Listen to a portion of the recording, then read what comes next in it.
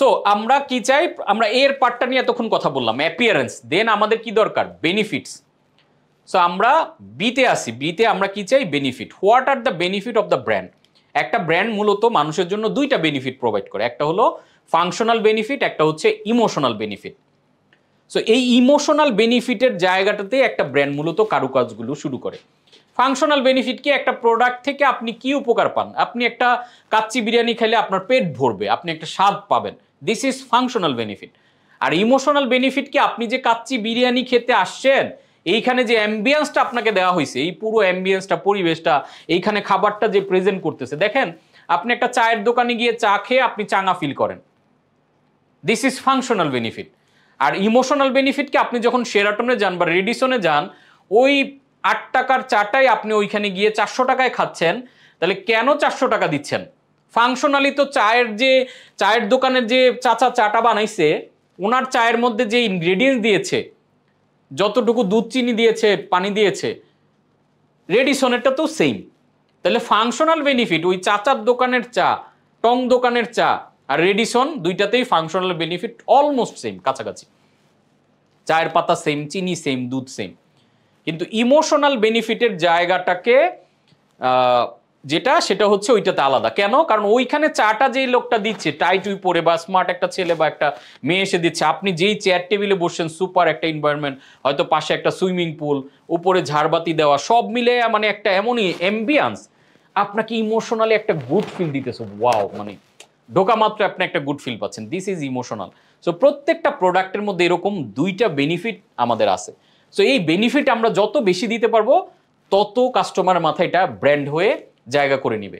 আজকে দেখেন, এই যে কোচ কাঞ্চন একাডেমির আপনারা যে কোর্স করছেন, আমাদের টিমের সাথে আপনাদের কমিউনিকেশন, আপনারা সব ধরনের সার্ভিস, শুধুমাত্র যে আমি কন্টেন্টটা প্রোভাইড করতেছি, আপনাদের সাথে আনসার করা, রাত যত গভীর হোক আমি সময় দিচ্ছি, এই যে টোটাল মিলে একটা হচ্ছে ফাংশনাল, আমি স্লাইডটা ডেলিভার করলাম, আপনি পেয়ে গেলেন কন্টেন্ট।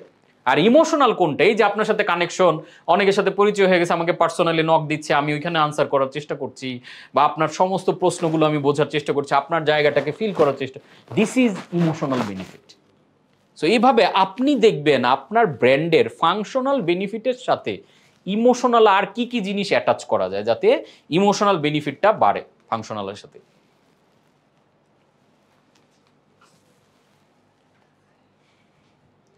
সো কাস্টমার কি করে? কাস্টমার মূলত এই বেনিফিট কিনে, কাস্টমার বাই ভ্যালুস বা বেনিফিট। সো এই ভ্যালু জিনিসটা কি? ভ্যালু হচ্ছে কস্ট মাইনাস বেনিফিট। কাস্টমার আসলে টাকা খরচ করে ভ্যালুর পিছনে। যেই জিনিসের আপনার কাছে মনে হয় যে ভ্যালুটা অনেক বেশি, সেই জিনিসে আপনি বেশি টাকা দেন, আর যেই জিনিসে আপনার কাছে মনে হয় ভ্যালু অনেক কম, আপনি টাকা কম খরচ করেন। সো এই ভ্যালুটা আমরা কি ক্যালকুলেটর চেপে চেপে ভ্যালুটা বের করি? নো, এটা অটোমেটিক্যালি একটা ব্যাক ক্যালকুলেশন আমাদের মাইন্ডে হয়ে যায়। যে আপনারা এই কোর্সটাতে 10,000 টাকা দিয়ে জয়েন করেছেন, আপনাদের মাথায় কিন্তু একটা অটোমেটিক ব্যাক ক্যালকুলেশন চলে আসছে যে ইয়েস, এটাতে এই হয়তো ভ্যালু পাবো, ওনার বই পড়ছি, বিএফসি কোর্স করছি, সো ওটা আমার জন্য ওয়ার্থি।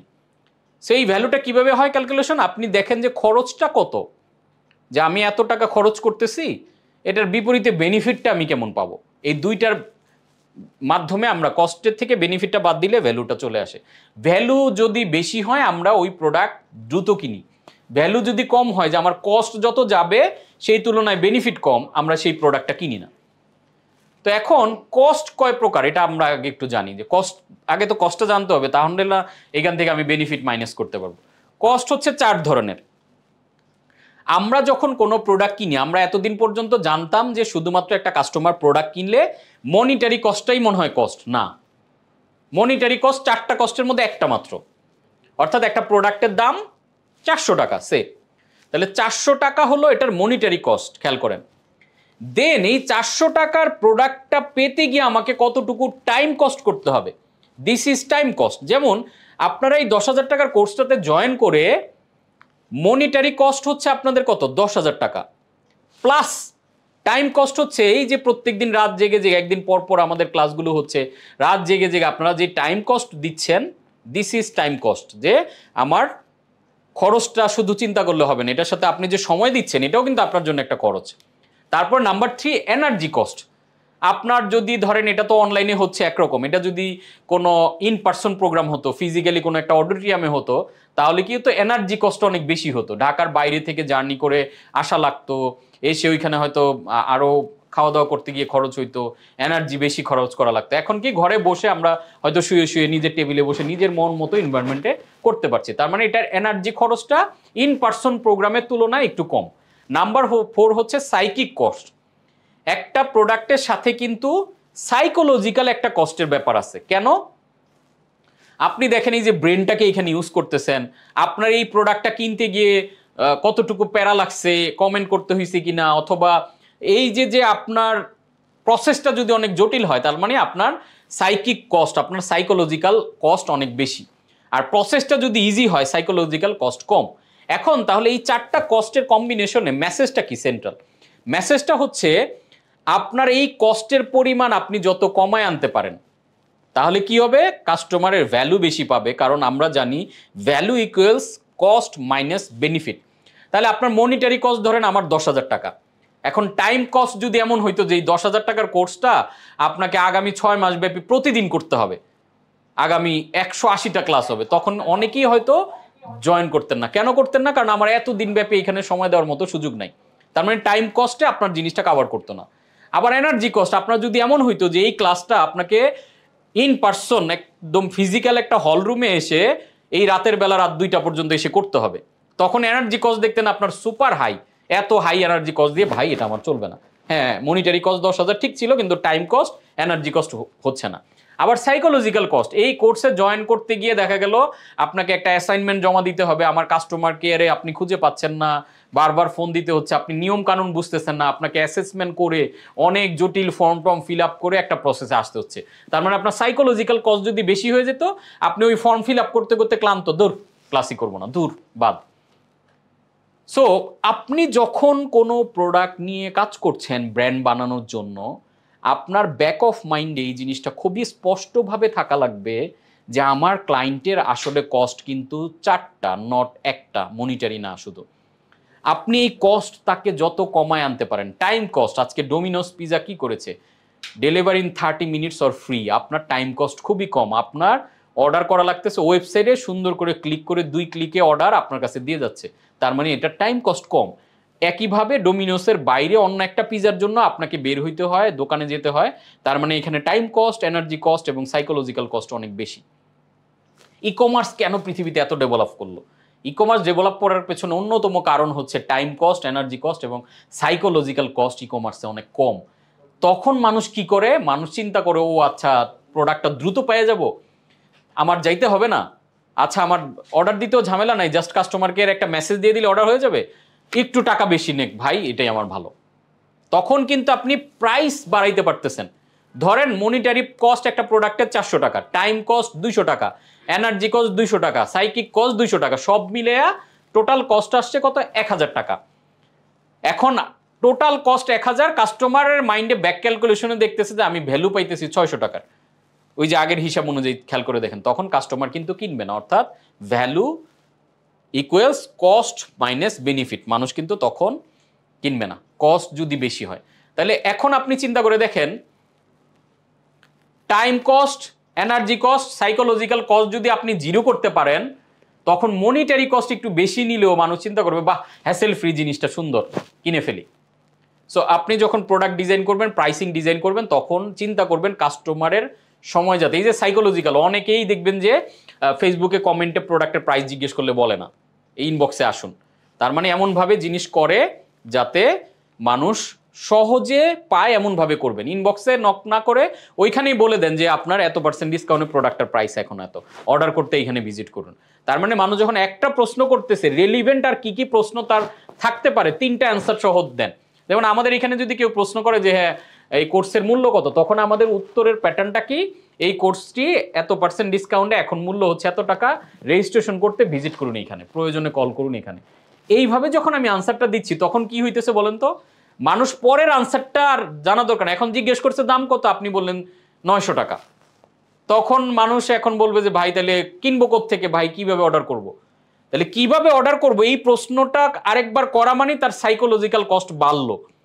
তাহলে আমি তো জানি যে পণ্যের দামটা সে জিজ্ঞেস করছে বিকজ সে কিনতে চায়, তাহলে তাকে যদি আমি লিঙ্কটা দিয়ে রাখি যে এই লিঙ্কে সে অর্ডার করতে পারে, তার মানে তার psychological cost, energy cost, time cost কমে গেল।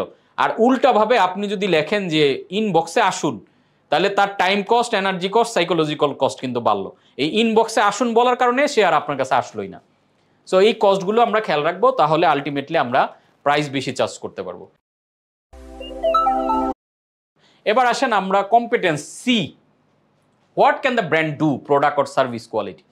দেখেন আমরা প্রোডাক্টের ব্যাপারে কথা বলছি, ব্র্যান্ডের ব্যাপারে কথা বলছি, এর মানে এই না ব্র্যান্ডকে আমি প্রায়োরিটি দিতে বলছি, মার্কেটিংকে প্রায়োরিটি দিতে বলছি, তার মানে এই না আমার প্রোডাক্ট সুপার বাজে প্রোডাক্ট হবে, মানুষও কমপ্লেন দিবে। প্রোডাক্ট বাজে হলে তো এটার কমপ্লেন আসবে এবং লং রানে তখন কিন্তু সাস্টেনেবল ব্র্যান্ড হবে না। সো প্রোডাক্টের যে কম্পিটেন্সটা, প্রোডাক্ট যাতে 5 স্টার লেভেলে হয়, 7 স্টার লেভেলে হয়, প্রোডাক্টের কোয়ালিটির কারণে যাতে মানুষ হ্যাপি থাকে। আজকে আমি যে ব্র্যান্ডিং ট্রেন্ডিং সব কিছু ঠিকঠাক মতো করে আপনাকে যদি প্রপার কন্টেন্টটা ডেলিভার না করি, আলটিমেটলি দেখা গেল যে লং রানে এটার সাস্টেনেবল হবে না, আপনাদের মাধ্যমে ছড়ায় যাবে যে আমার সার্ভিস ভালো না। Then D stands for difference, what are the brands personality and position. এই ডিফারেন্স ক্রিয়েট করাটাই হলো আসলে ব্র্যান্ডিং।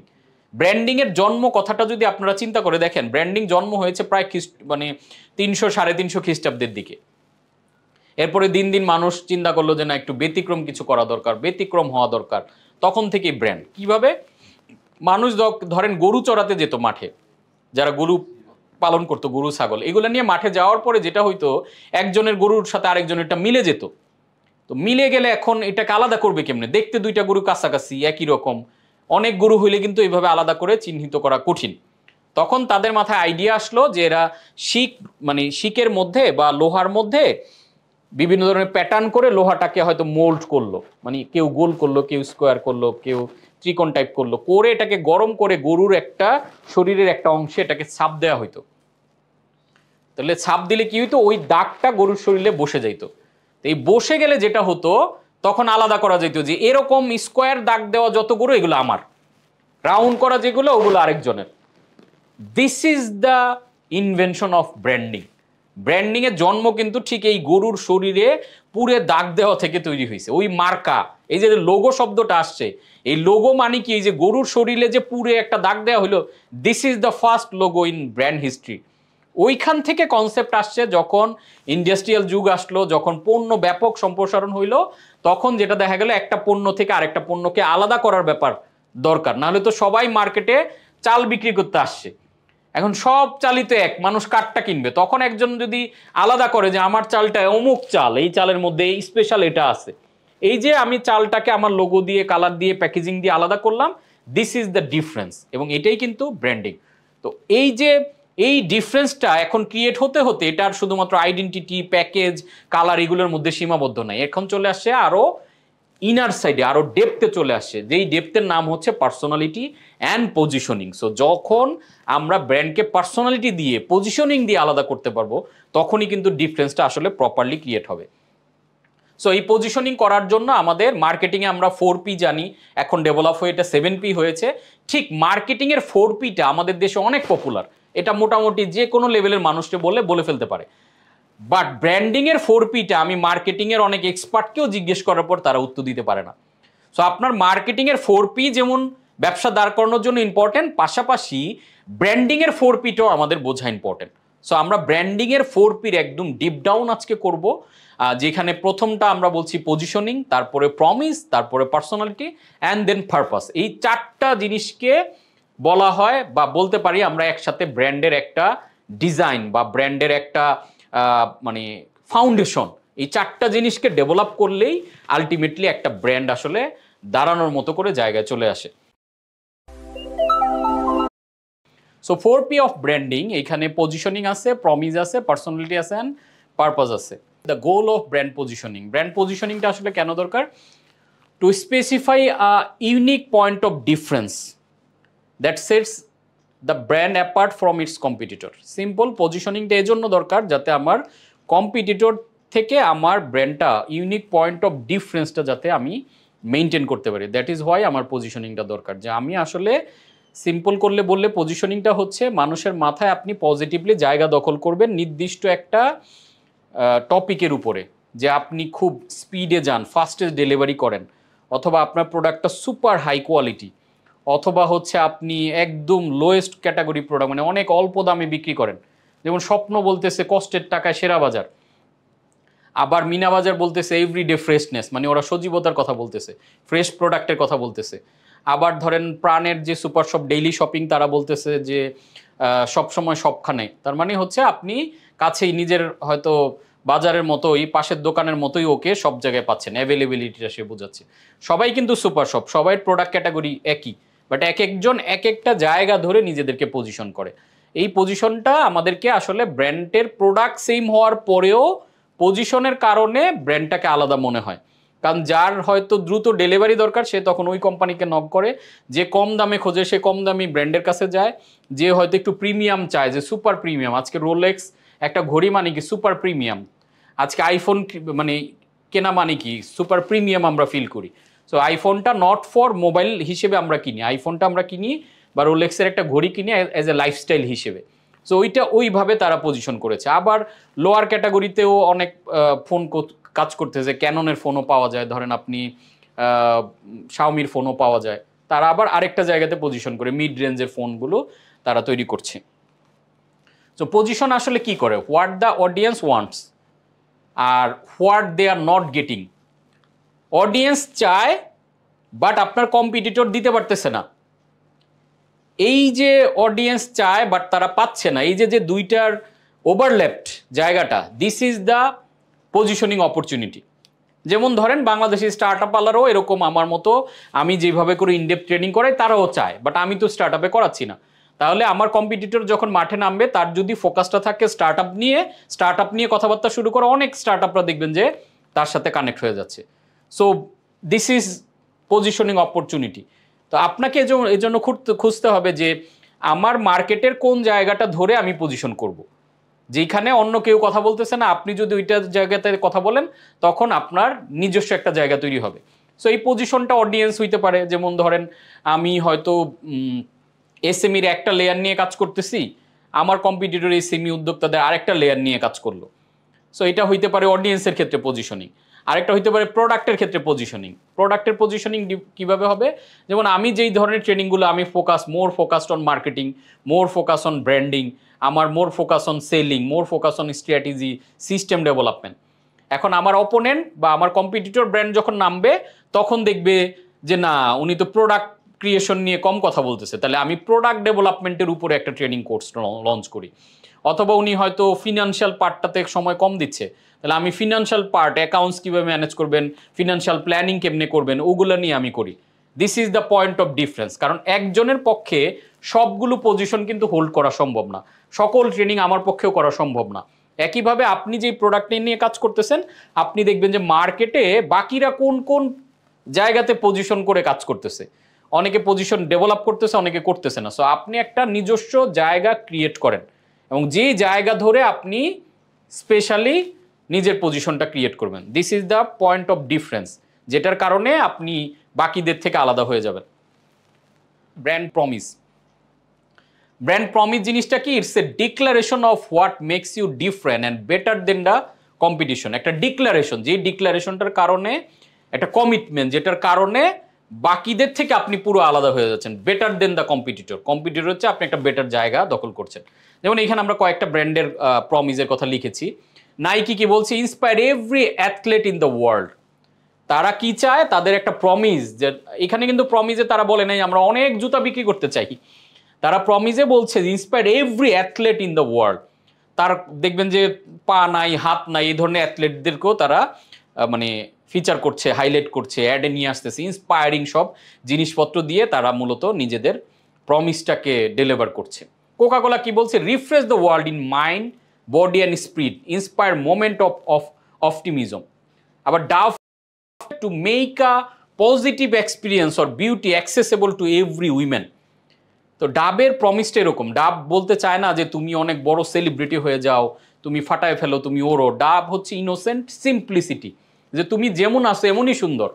তো এই সুন্দরের মধ্যে তুমি ডাবটা ইউজ করো, জাস্ট তুমি একটু ময়েশ্চার থাকো, একটু ক্রিমস ফিলটা তাকে দিচ্ছে। তার মানে সে কি করছে, বিউটিটাকে একটা ভেতরের জিনিস হিসেবে সে গ্লোরিফাই করতে চায়, যে প্রত্যেকে আমরা যার যার জায়গায় তার মতো করে সুন্দর, এই জন্য তোমাকে সেলিব্রিটি হতে হবে না। এই জন্য দেখবেন ডাবের বিজ্ঞাপনে কখনো তারা কিন্তু সেলিব্রিটিতে দেখায় না, কোনোদিনও দেখবেন না যে সেলিব্রিটির কোনো মুখ। অথচ একই কোম্পানির ব্র্যান্ড ইউনিলিভারেরই কিন্তু ডাব, আবার ইউনিলিভারের লাক্স, লাক্সের পজিশনিংটা, প্রমিসটা টোটালি আলাদা। লাক্স আবার ওই সেলিব্রিটি বোল্ডনেস, বিউটিফিকেশন, এইটা একটু জাঁকজমকপূর্ণ সেলিব্রিটি ভাব, ওইগুলোকে প্রকাশ করে। এই জন্য লাক্সের সবসময় অ্যাড দিবেন, সারা পৃথিবীতে লাক্সের যত বিজ্ঞাপন হয় সব সেলিব্রিটিরা করে।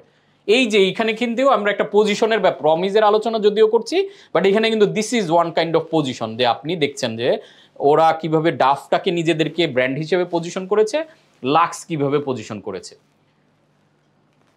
প্রমিসের জায়গা যদি বলি, two types of brand promise. Number one functional promise, number two emotional promise.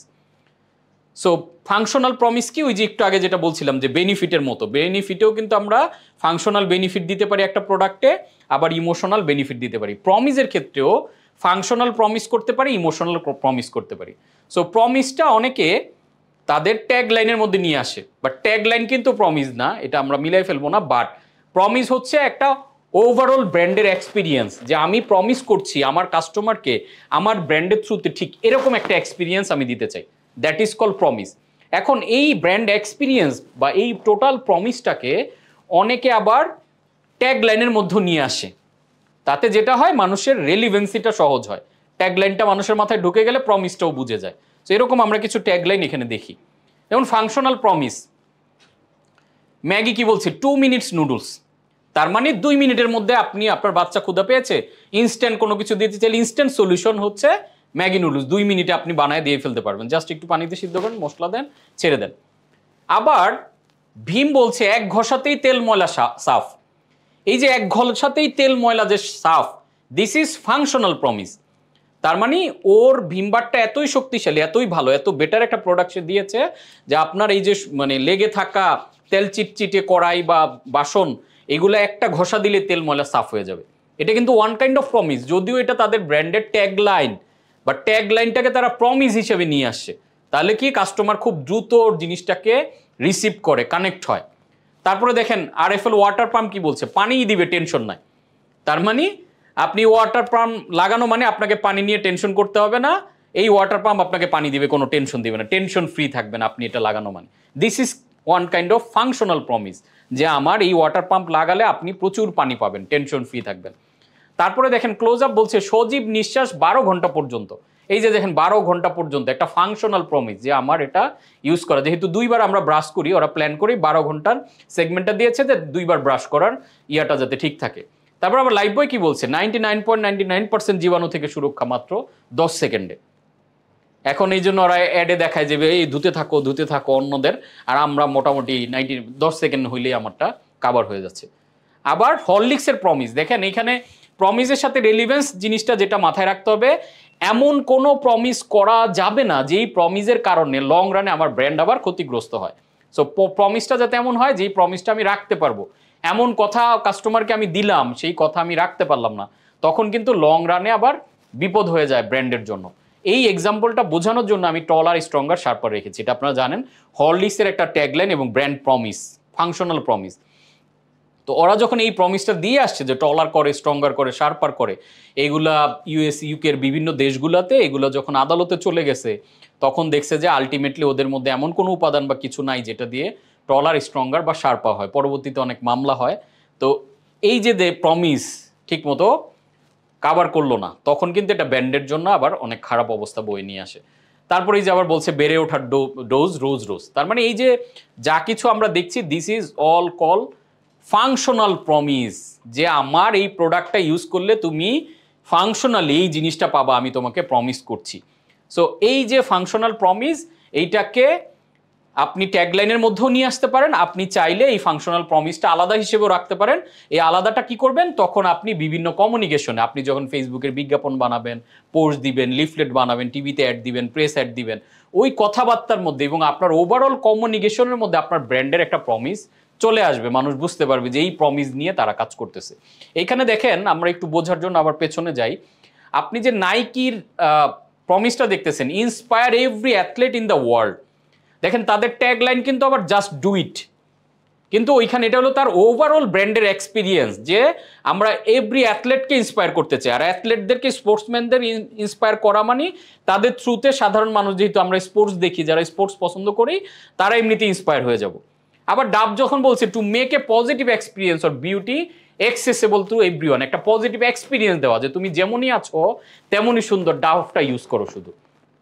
So এইগুলো কিন্তু ওদের ট্যাগলাইন না, এটা ওদের ওভারঅল ব্র্যান্ডের প্রমিস। ওভারঅল ব্র্যান্ডটা আসলে কাস্টমারকে কোন ধরনের এক্সপিরিয়েন্স দিতে চাচ্ছে, কোন ধরনের এক্সপেকটেশন করতে পারে কাস্টমার, সেটা বলার জন্য। সো জিনিসটা একটু ট্রিকি। দ্যাট মিনস প্রমিসটা আমরা চাইলে ট্যাগলাইনেও আনতে পারি, অথবা ওভারঅল প্রমিসটা আমরা আমাদের কন্টিনিউয়াস ক্যাম্পেইন কার্যক্রমের মাধ্যমেও জিনিসটা আমরা প্রকাশ করতে পারি। এবার আমরা কিছু ইমোশনাল প্রমিস দেখি। ইমোশনাল প্রমিস ব্যাপারটা কি? ইমোশনাল ব্যাপারটা ফাংশনালের মতো না। যেমন দেখেন, ফাংশনালে তো আমি এক ঘষাতে সাফ হচ্ছে কিনা আমি সাথে সাথে দেখতে পাচ্ছি। ইমোশনের ব্যাপারটা কিন্তু দেখা যায় না, ছোঁয়া যায় না, ধরা যায় না, ইনট্যাঞ্জিবল। বাট ইমোশনালি অনেক প্রমিস করে ব্র্যান্ডগুলো কিন্তু নিজেদের শক্ত অবস্থান দাঁড় করায়। যেমন আমরা ন্যাচারালস থেকে একটা ইমোশনাল প্রমিস করি যে সযত্নে রাখি সবার জীবন। তো সযত্নে রাখি সবার জীবন, এটা কিন্তু আপনি একদম ফাংশনাল না, কিন্তু এটা আমাদের একটা ওভারঅল ব্র্যান্ডের প্রমিস, যেটা আমাদের ট্যাগলাইনে আমরা নিয়ে আসছি। তো সবার জীবন মানে এখান থেকে একটা বাচ্চাও ভালো প্রোডাক্ট পাবে, একটা মাও পাবে, একটা বাবাও পাবে। এই জন্য আমরা যখন বাবা দিবস হয় তখন সযত্নে রাখি চলুন বাবাদের, মায়ের দিবসে সযত্নে রাখি বাবাদেরকে। আবার যেহেতু আমরা বলছি সবার জীবন, তার মানে আমরা প্রকৃতিকেও ভালো রাখতে চাই, গাছপালাকেও ভালো রাখতে চাই, যার কারণে আমাদের ব্র্যান্ডের ইনকামের একটা অংশ আমরা ঔষধি বৃক্ষরোপণের কাজে ইউজ করি, হেল্প করি তাদেরকে। প্লাস আমরা প্রকৃতির ক্ষতি হয় এমন জিনিস থেকে যতটুকু পারা যায় আমাদের জায়গা থেকে বেস্ট এফর্ট দিয়ে আমরা দূরে থাকি। তার মানে এই যে ওভারঅল একটা আমরা বললাম প্রমিস, মানে এমন না যে আমি একটা কথা বলে ফেললাম মানে দ্যাটস ইট, না, তখন ওই যে আমার হিতে বিপরীত হবে। প্রমিস মানে যেটা আমি ট্রুলি বিলিভ করি, আমার ভ্যালু সিস্টেমের সাথে অ্যাড করে ফেলবো ব্র্যান্ড, তখন ব্র্যান্ড যখন হলিস্টিক ওয়েতে জিনিসটাকে লালন করবে, এইটাকে আপনি চাইলে ট্যাগলাইনে বলতে পারেন। আমরা ট্যাগলাইনে এটা বলছি, সযত্নে রাখি সবার জীবন। আবার সার্ফ এক্সেল বলছে দাগ নেই তো শেখাও নেই। তার মানে বাচ্চাদের চাইল্ড ডেভেলপমেন্টটাকে তারা প্রমিস করতেছে, যে বাচ্চাদেরকে দাগ লাগতে দেন, নোংরা করতে দেন, খেলতে দেন, ওদেরকে গ্রোথ হতে দেন। এটা কিন্তু ইমোশনাল প্রমিস। এটা দিয়ে কিন্তু আপনি খুব কোনো কিছু আসলে ওই ফাংশনালের মতো জাজ করতে পারবেন না। আবার বসুন্ধরা বলছে দেশ ও মানুষের কল্যাণে। তার মানে আমরা যা কিছু করব, যত প্রোডাক্ট বানাবো, দেশ ও মানুষের কল্যাণে হবে। আবার আরেকজন বলছে শিকড় থেকে শিখরে উঠে যাবেন। এটা ইমোশনাল এবং ফাংশনালের একটা সম্মিলন বলতে পারেন। আবার বিমান বলছে কি আকাশে শান্তির নীড়, তার মানে আপনি আকাশে ভ্রমণ করবেন, এইটাতে একটা শান্তির নীড় হবে। আবার আমরা কোচ কাঞ্চন একাডেমি থেকে বলছি হ্যাপিনেস অন, এটা কিন্তু একটা ইমোশনাল প্রমিস, যে এটা কোনো ফাংশনাল না। ফাংশনাল হলে আমি কি বলতাম যে আমার কাছে কোর্স করা মানে আপনার ব্যবসা 100 গুণ হবে, 10 গুণ হবে, 20 গুণ হবে, সেটা না। এটা একটা হ্যাপিনেস অন হবে, ব্যবসা বড় করার মধ্য দিয়েও হবে, বা যেই ব্যবসা আছে এটাকে গোছানোর মধ্য দিয়েও হবে। আবার আমাদের যে কোনো কোর্সে আসলে এটা থেকে ভালো কিছু লার্নিংয়ের মধ্য দিয়েও হয়তো বা আপনি বিজনেস করলেন না, বাট এই শেখাটা আপনার মধ্যে একটা হ্যাপিনেসকে অন করবে। So this is emotional promise. So আমরা চাইলে ফাংশনাল প্রমিস দিয়েও কমিউনিকেট করতে পারি, আবার ইমোশনাল দিয়েও কমিউনিকেট করতে পারি। আবার চাইলে এটাকে আমরা ট্যাগলাইনেও আনতে পারি, আবার ট্যাগলাইনে নাও আনতে পারি।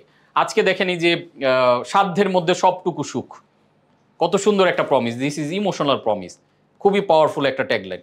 আবার যখন বার্জার বলতেছে মনের মাধুরী মেশানো রং, এই যে দেখেন মনের মাধুরী মেশানো রং, বার্জার কালার ব্যাংক, এটা যখন মার্কেটে আনলো একদম ব্লাস্টিং, কিন্তু এককভাবে ওরা পুরো মার্কেটটা গ্র্যাব করে নিল। শুধু 3টা ওয়ার্ড, মনের মাধুরী মেশানো রং, এই যে কথাটা শুনলেই না মানে মনের মতো করে আমি যেই রং করতে চাই সব রং আছে বার্জারে।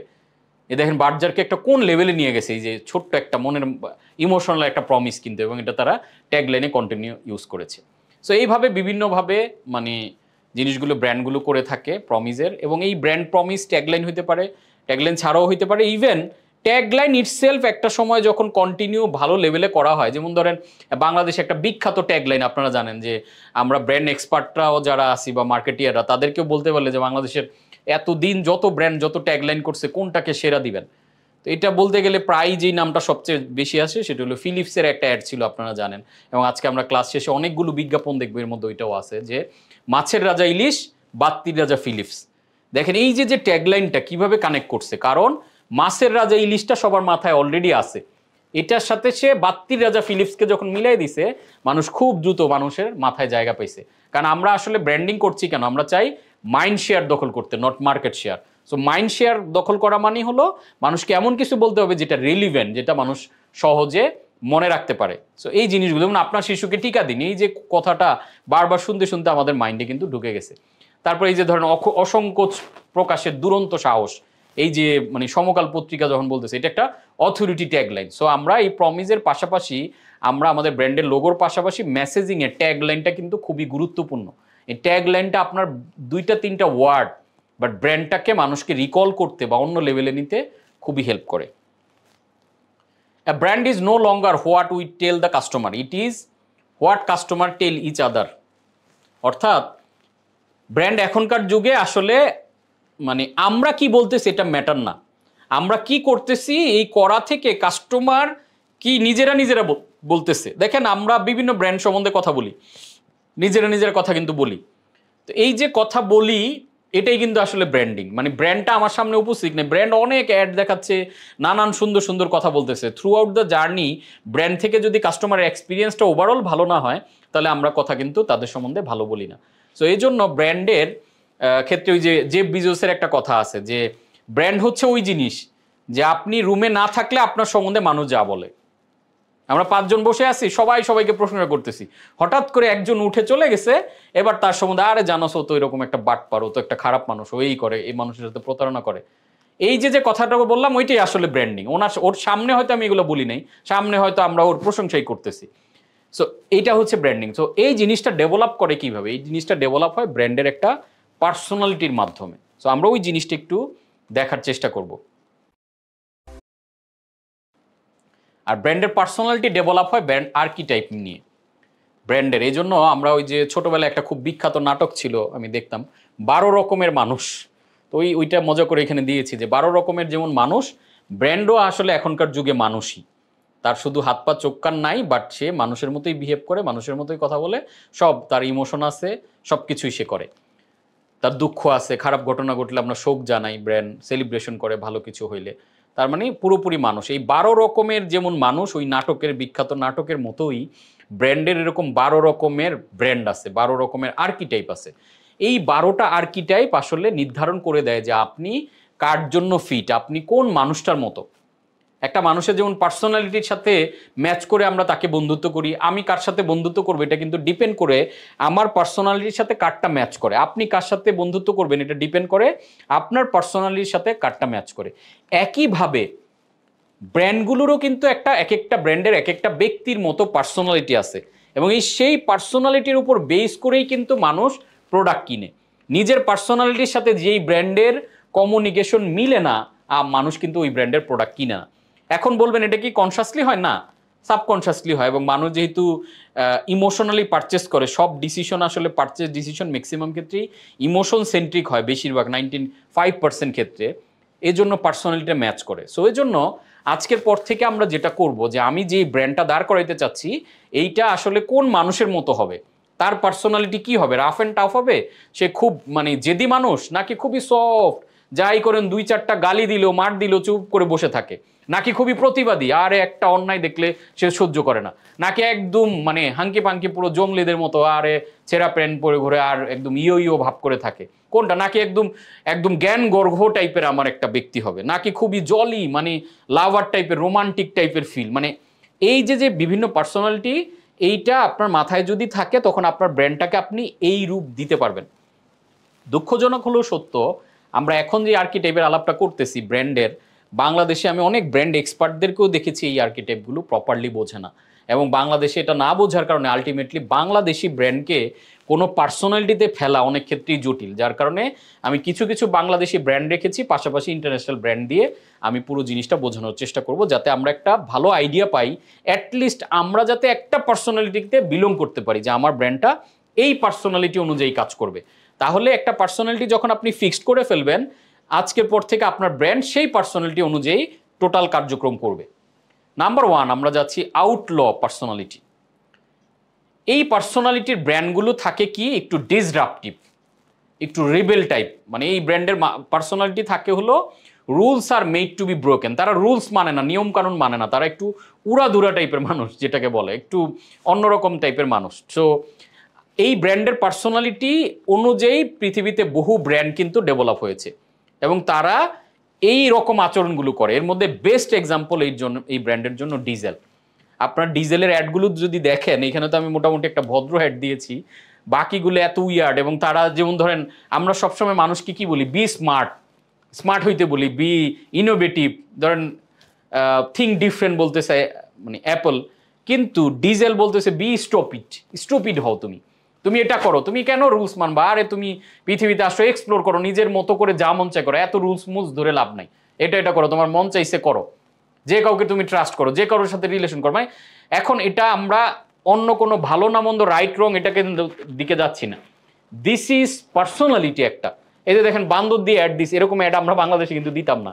এবং আপনি সার্চ করে আরও দেখবেন ডিজেলের বিভিন্ন ক্যাম্পেইনগুলো, অ্যাডগুলো, আপনি দেখবেন উইয়ার্ড ড্রেস পরছে, কী সব করতেছে, আপনার কাছে মানে আপনার কাছে হয়তো এজ এ আপনার পার্সোনালিটির সাথে ম্যাচ না করলে ভালো লাগবে না, কিন্তু পৃথিবীতে এই পার্সোনালিটির লক্ষ লক্ষ মানুষ আছে যারা এই টাইপের পার্সোনালিটিটা পছন্দ করে, যে তাদের জন্য আজকে ডিজেল বা ভার্জিন কিন্তু বেস্ট ব্র্যান্ড। তারা কিন্তু এগুলোকে আবার মানে আউটল ব্র্যান্ড, তার মানে নিয়মের মধ্যে না, সিস্টেমের মধ্যে না, ডিসরাপটিভ। তো এই ডোন্ট সেটেল, মানে তারা বলছে কোনো কিছু তুমি সেটেল হওয়ার দরকার নাই, তুমি ডিমান্ড মোর, মানে গো ফর মোর, আরও বেশি নাও, আরও চলো উল্টাপথা, মানে একদম ফুল অফ ফ্রিডম। এই টাইপের মেন্টালিটি যারা, এই টাইপের পার্সোনালিটি যারা, তাদের মতো করে এই আউটল ব্র্যান্ডের পার্সোনালিটি তৈরি হয়েছে। সো এটার জন্য best example diesel and virgin. তারপর আমরা হার্লে ডেভিশনের কথা বলেছি, বাট হার্লে ডেভিশন মোর এই মানে আউটলোর চেয়ে অন্যান্য আরও কিছু পার্সোনালিটির মিক্সিং আছে, সেটা আমরা পরের স্লাইডগুলোতে দেখব। দেন আমরা যদি নেক্সট পার্সোনালিটি যাই, এটা হচ্ছে দ্য ম্যাজিশিয়ান। অ্যান্ড এই ম্যাজিশিয়ান পার্সোনালিটি মানে কি? ম্যাজিশিয়ান পার্সোনালিটি মানে যেই ব্র্যান্ডগুলো একটু মানে ম্যাজিকের মতো কাজ করে, যেই ব্র্যান্ডগুলো একটু ইনফর্মড, যেই ব্র্যান্ডগুলো আসলে মানুষের ট্রান্সফরমেশন নিয়ে কাজ করে। যেমন এটার জন্য বেস্ট এক্সাম্পল হচ্ছে কোকা কোলা। কোকা কোলা একটা ম্যাজিশিয়ান টাইপের ব্র্যান্ড, ইট ক্যান হ্যাপেন, মানে তুমি এইটা খাও মানে তুমি একটা নর্মাল মুডে আসো, তুমি এটার মাধ্যমে রিফ্রেশিং মুডে চলে যাও। স্প্রাইট খাও, কোক খাও, and tomorrow is better than today বা ব্রাইটার দেন টুডে। তুমি আজকে যেটা নিয়ে মন খারাপ করে থেকে লাভ নাই, আমি আসি তোমার জন্য, এই যে নাও কোক, এই যে শুরু করো লাইফ। ডিজনির জিনিসটা যদি দেখেন, ইভেন এখানে আমরা একটু ইমেজটা ভুল দিয়েছি, সামহাউ সুপারস্টারটা এখানে হবে না, এখানে ম্যাজিশিয়ান। ধরেন কোচ কাঞ্চন কি ব্র্যান্ড, আপনারা যদি পার্সোনালিটির জায়গা থেকে চিন্তা করেন, কোচ কাঞ্চন হচ্ছে ম্যাজিশিয়ান পার্সোনালিটির ব্র্যান্ড। তার মানে আমরা কি চাই, আমরা ট্রান্সফরমেশন করতে চাই। আমাদের এখানে একটা সাধারণ মানুষ আসে, একটা স্ট্রাগলিং বিজনেস আসে, আমাদের এখানে কোর্স, আমাদের আয়োজন, এগুলোর এই ম্যাজিকের মাধ্যমে সে একটা ডিফারেন্ট লাইফে চলে যায়। আমাদের যেমন এই যে ব্রেইভের গত ক্লাসে একজন পার্টিসিপেন্ট বলছিল যে স্যার, আমি এই ব্রেইভে জয়েন করার আগে আমি পার সেলের জন্য আমাদের $3 খরচ হইতো, কিন্তু ব্রেইভের কোর্স করে আমাদের যখন মেসেজিং স্টাইল, কন্টেন্ট, এগুলো নিয়ে আমরা ডিপ ডাউন আলোচনা করেছি, মানুষের পারচেজ বিহেভিয়ার, ব্রেইন, স্যার ওই জিনিসগুলো ফলো করে আমি স্যার পুরোপুরি পারি নাই, বাট যতটুকু করছি এতে আমার এখন 63-70 সেন্টে চলে আসছে পার সেল। তারপর আমাদের গত গেট টুগেদার একজন শেয়ার করতেছিল, উনি একটা চিটাগংয়ের একটা হসপিটালের সিইও, ফ্যামিলির নানা ক্রাইসিসের কারণে সে একসময় সুইসাইডাল অবস্থানে চলে গেছিল, এবং সামহাও ওই সময় আমার হ্যাপিনেস ইন হার্ড টাইম একটা কোর্স চলতেছিল, ওইটার বিজ্ঞাপন দেখে সে খুবই হার্ড টাইমের মধ্যে দিয়ে যাচ্ছিল, এবং উনি পরে জয়েন করে এবং পরে আমার লং কোর্সটাও করে হ্যাপিনেসের। পরে আমাদের প্রোগ্রামে এসে সে আমার সাথে দেখা করে কান্না করে দিছে এই অবস্থা, যে স্যার আপনি তো আমাকে মানে বাঁচার প্রেরণা দিয়েছেন, আমি ওই অবস্থা থেকে বের হয়ে আসতে পারছি। তো this is one kind of magic, যে ম্যাজিশিয়ান ব্র্যান্ডগুলো আসলে এই স্টাইলে কাজ করে, মানুষকে একটা ভিন্ন দুনিয়ায় নিয়ে যায়, একটা ট্রান্সফরমেশনের দিকে নিয়ে যায়। This is call magician personality. And hero, the hero, এটা একটা পার্সোনালিটি, একটা আর্কিটাইপ। এই হিরো আর্কিটাইপকে কি বলে, যে তুমি ব্রেভ হও, you can make the world মানে বেটার, এবং তুমি যেই অবস্থানে আসো আমার এই ব্র্যান্ড তোমাকে একটা ডিফারেন্ট জায়গায় নিতে পারে। যেমন ধরেন বিকাশের কথা যদি আমরা চিন্তা করি, নাইকির কথা বলতেছে, জাস্ট ডু ইট, তুমি যেখানে আসো মুভ করো, ডু ইট, তুমি পা নাই মুভ করো, তোমার হাত নাই তুমি তাও ড্রাইভ করো। এই যে জাস্ট ডু ইট একটা 3টা ওয়ার্ড, বাট মানুষকে কিভাবে দেখেন মুভ করতেছে, সাধারণ মানুষকে, অর্ডিনারি মানুষকে এক্সট্রা অর্ডিনারি করার ড্রাইভ দিয়ে তুমি হিরো হয়ে ওঠো, তুমি সফল হয়ে ওঠো। এই যে দেখেন বিকাশের একটা নতুন ক্যাম্পেইন চলতেছে যে আমার বিকাশ ঠেকায় কে, তার মানে জয়ের লক্ষ্যে অটুট থাকলে বিকাশ ঠেকাইতে পারে না। তোমার যদি সাহসী হও, তুমি যদি স্টেপ নাও, তার মানে হিরো ব্র্যান্ড কি করে, অর্ডিনারিকে এক্সট্রা অর্ডিনারির শক্তি দেয়, পেছন থেকে একটা পাওয়ার দেয়, যে দেখো বিকাশটা তোমার হাতে আছে মানে একটা সুপার পাওয়ার আছে, তোমার মোবাইলের ব্যালেন্স নাই, তুমি বিকাশ থেকে রিচার্জ করো, তুমি একটা ভাঙতির জন্য পেমেন্ট করতে পারতেছো না, বিকাশ থেকে করে ফেলো, তুমি একটা জায়গায় রেজিস্ট্রেশন করতে চাও, বিকাশ দিয়ে পেমেন্ট করো, মানে তুমি ঘুরতে গিয়ে বিপদে পড়ছো, তোমার পকেটে টাকা নাই, যে কাউকে নক দাও বিকাশে পেমেন্ট পাঠাই দিবে। This is power. এই যে হিরো ব্র্যান্ড এইভাবে করে মানুষকে এম্পাওয়ার করে। সো এটা অনেস্ট থাকে, ক্যান্ডিড থাকে, অ্যান্ড এটা মানে এমনভাবে মানুষকে ডিটারমিনেশন দেয় যে এই ব্র্যান্ডটা মনে হয় যে পাওয়ার, এই ব্র্যান্ডটা আমাকে একটা হিরোইক ফিল দিতেছে। সো এই ব্র্যান্ডটা বলে যে where there is will there is way, তোমার যদি একটা উইল থাকে তাহলে তুমি ওয়েটা খুঁজে পাবা, আমি তোমার পাশে আছি। যেমন ফেডেক্স এটা বলতেছে, এডিডাস এই পার্সোনালিটির ব্র্যান্ড, নাইকি এই পার্সোনাল, বাংলাদেশে বিকাশ এই পার্সোনালিটির ব্র্যান্ড। তারপরে আছে আর্কিটাইপের মধ্যে দ্য লাভার। লাভার মানে কি একটু রোমান্টিক টাইপের ফিল, একটু ইন্টিমেট অ্যান্ড একটু হচ্ছে সুদিং, একটু লাভার মানে এই টাইপের যে ব্র্যান্ডগুলো, সেন্সুয়াল, ইম্প্যাথেটিক অ্যান্ড সুদিং। অ্যান্ড এই ব্র্যান্ডগুলো বাংলাদেশে এরকম ব্র্যান্ড হিসেবে আমরা সেন্সেশনকে এক্সাম্পল হিসেবে এনেছি। ওরা দেখবেন যে খুবই এরকম লাভার রোমান্টিক টাইপের জিনিসপত্র দিয়ে কন্টিনিউ কিন্তু কমিউনিকেশন করে। এখন আমরা ব্র্যান্ড যেটাই হোক, আমাদের কিন্তু কমিউনিকেশনগুলো খেয়াল করলে আমরা দেখবো যে ব্র্যান্ডের একটা আর্কিটাইপ আছে, একটা প্যাটার্ন আছে, এই প্যাটার্নটা ফলো করলে যারা করে তারা কিন্তু লং রানে ব্র্যান্ড হয়। এখন ধরেন এই যে সেন্সেশন একটা প্যাটার্নে কমিউনিকেশনটা করে, কালকে যদি তারা হিরো ব্র্যান্ডের বিকাশের মতো কমিউনিকেশন করে তাহলে কিন্তু কাস্টমারের মাইন্ডে ধাক্কা খাবে, তখন কিন্তু আর ব্র্যান্ড হবে না। মানে কনসিস্টেন্টলি একটা আর্কিওটাইপ, আপনার একটা পার্সোনালিটি ব্যক্তির যেমন আছে, ঠিক ব্র্যান্ডের একটা পার্সোনালিটি আছে। ব্র্যান্ড হুট করে একটা জায়গাতে চেঞ্জ হইতে পারে না। তারপর ইন্টারন্যাশনালি ভিক্টোরিয়া সিক্রেট বলেন, শ্যানেল বলেন, তারা এরকম লাভার পার্সোনালিটির ব্র্যান্ড। আজকে লাক্সের কথা যদি বলেন, একটুখানি লাক্স, এই যে দেখবেন একটু রোমান্টিক হইতে বলতেছে, সেলিব্রিটিরা সেজে কেজে আসতেছে, this is call lover brand, intimate brand. And the gesture, এই জেস্টার ব্র্যান্ড কি একটু ফানি, আমাদের বন্ধু বান্ধবের মধ্যে দেখবেন না ফানি ক্যারেক্টারে একজন দুইজন থাকেই, ও আসা মানে একটা অন্যরকম মজা, মানে সারাক্ষণ মাস্তির মধ্যে থাকে, খুব মজার মজার জোকস বলতে থাকে, মজার ঘটনা, মানে ও সাধারণ একটা ঘটনা আপনার কাছে বর্ণনা করবে, এত মজা করে দেখবেন হাসতে হাসতে নাই, মানে ও আসা মানে একটা পরিবেশটা মানে অন্যরকম ভালোবাসা ইয়ে হয়তো, ফান লাভিং প্লেফুল অপটিমিস্টিক টাইপের ব্র্যান্ড হচ্ছে এরকম জেস্টার, এই আর্কিও টাইপের। এবং এই আর্কিও টাইপের আমাদের একটা ব্র্যান্ড আছে যেটা হচ্ছে নবশক্তি। এবং আপনি নবশক্তির পেজে গেলে দেখবেন যে আমরা এরকম খুব উইয়ার্ড ফানি, মানে যত কমিউনিকেশন করতেছি সবগুলো কমিউনিকেশন একটু মজা দেওয়ার জন্য এক্সট্রা। এই যে এখানে যেমন বলছি আমরা নবশক্তি, খাওয়ার আগে হচ্ছে মরিচের অবস্থা আর খাওয়ার পরে, তার মানে এটা ডাবল মিনিং আছে এখানে, তার মানে একটু মজা আছে ব্যাপারটার মধ্যে, উইয়ার্ড খারাপ কোনো কিছু নাই, বাট জিনিসটার মধ্যে একটা মজা আছে। আপনি এরকম দেখবেন যে আমাদের রেগুলার বিভিন্ন ধরনের, এই যে আমরা যেমন ধরেন 10 মিনিট স্কুলে যখন মঞ্জিরি নেন আয়মান সাদিক বিয়ে করলো, তাদেরকে আমরা মজা করে দিয়েছি যে দাম্পত্য রোমান মাত্র 10 মিনিটে শেষ না হোক, দিয়ে 10 মিনিট স্কুল লোগোটাকে করে আমরা একটা কন্টেন্ট, এবং হিউজ ভাইরাল হয়েছে, এটা প্রচুর চলে গেছে। সো আমাদের এরকম মজার মজার কমিউনিকেশন আমরা আমাদের ইয়ে থেকে করি। এবং ইন্টারন্যাশনালি এটার এরকম অনেক ব্র্যান্ড আছে, M&M এর কমিউনিকেশন দেখবেন, ওল্ড স্পাইসের কমিউনিকেশন খুবই ইন্টারেস্টিং লাগবে। ডলার শেপ ক্লাব দেখবেন যে কি মজা মজা করে কন্টেন্ট দিয়ে ওরা মূলত মার্কেটে, ও প্রথম যে একটা লঞ্চ করছে, শুধু একটা ভিডিওটা ইউটিউবে সার্চ দিলে পাবেন, কত মজা করে জিনিসটাকে প্রেজেন্ট করছে। এই যে ডলার শেপ ক্লাব দেখেন, ওই সময় কিন্তু জিলেট পৃথিবীতে খুবই বিখ্যাত ব্র্যান্ড, খুবই স্ট্রং জায়গায় আছে, তো ওরা কি মার্কেটে এসে জিলেটের মতো স্টাইলে গেছে না, জিলেট একটু একটু ভারী টাইপের, ওই জায়গায় ডলার শেপ ক্লাব মজা টজা দিয়ে ওরা সাবস্ক্রিপশন বেস প্যাকেজ মার্কেটে নামাইছে, যে আপনি $1-2 মাসে দিবেন, আপনার কাছে এই জিনিসপত্রগুলো চলে যাবে। এবং ওরা কিন্তু $1 বিলিয়ন পরবর্তীতে বিক্রিও হয়েছে। তার মানে দেখেন নিজের পজিশনটা ওরা এই জেস্টার আর্কিও টাইপ মেনটেন করে ওয়ার্ল্ডের একটা বিগ ব্র্যান্ড দাঁড় করাইছে। সো এখানে রেলিভেন্ট আমরা যে ব্র্যান্ডগুলোর নাম দিয়েছি, আপনারা এই ব্র্যান্ডগুলোর পেজে বা এই ব্র্যান্ডগুলো ওয়েবসাইট বা বিভিন্ন জায়গায় সার্চ করলে ওদের কমিউনিকেশনগুলো দেখবেন যে সব সময় ওরা একটা আর্কিও টাইপ মেনটেন করে কমিউনিকেশন করে। আজকে দেখেন ন্যাচারাল নবশক্তি থেকে আমরা যে কমিউনিকেশনটা করি ওইটা কিন্তু ন্যাচারালসে দেওয়ার মতো না। কেন দেওয়ার মতো না? কারণ ন্যাচারালস হচ্ছে আবার কেয়ার গিভার টাইপের আর্কিও টাইপের, এক আর্কিও টাইপের কমিউনিকেশন। আমরা যখন নিজেরা এসএমই উদ্যোক্তাদের ব্র্যান্ড দেখি, তখন কোনো একদিন সে ফানি জেস্টার, কোনো একদিন সে কেয়ার গিভার হয়ে যায়, কোনো একদিন সে সেইজ হয়ে যায়, কোনো একদিন সে লাভার হয়ে যায়। একটা মানুষ কোনো একদিন ফানি আপনার কাছে এসে, পরের দিন সে যদি খুব গুরু গম্ভীর্য করে আপনার কাছে আসে, আপনার কেমন লাগবে? এই কি হয়েছে আজকে? আবার পরের দিন সে খুব জ্ঞানী হয়ে গেল, এই পড়াশোনা করবা ঠিক মতো থাক, মানে খুব জ্ঞানী টাইপের আচরণ করতেছে, মানে আবার তার পরের দিনে সে রোমান্টিক টাইপের আচরণ করতেছে। তো তখন কি হবে, ওই মানুষটা আপনার কাছে কি মানে একটা বেটার ফিল হিসেবে আসবে, তাকে আপনি বিশ্বাস করবেন, তাকে আপনি যে কোনো কাজে দায়িত্ব দিবেন না, কারণ ও আপনি জানবেন যে ওর মেন্টালিটি ঠিক নেই, ওর কখন মুড সুইং হয় আমি জানি না। তো এরকম মানুষের মুড সুইং এর মতো আমাদের কমিউনিকেশন প্যাটার্নটা, ব্র্যান্ডের আর্কিও টাইপটা যদি সেট করা না থাকে, তখন আমরা এক এক টোনে এক এক সময় এক এক পার্সোনালিটিতে কথা বলি, মানুষ তখন ধরে ফেলে যে এদের কথাবার্তা ঠিক নেই।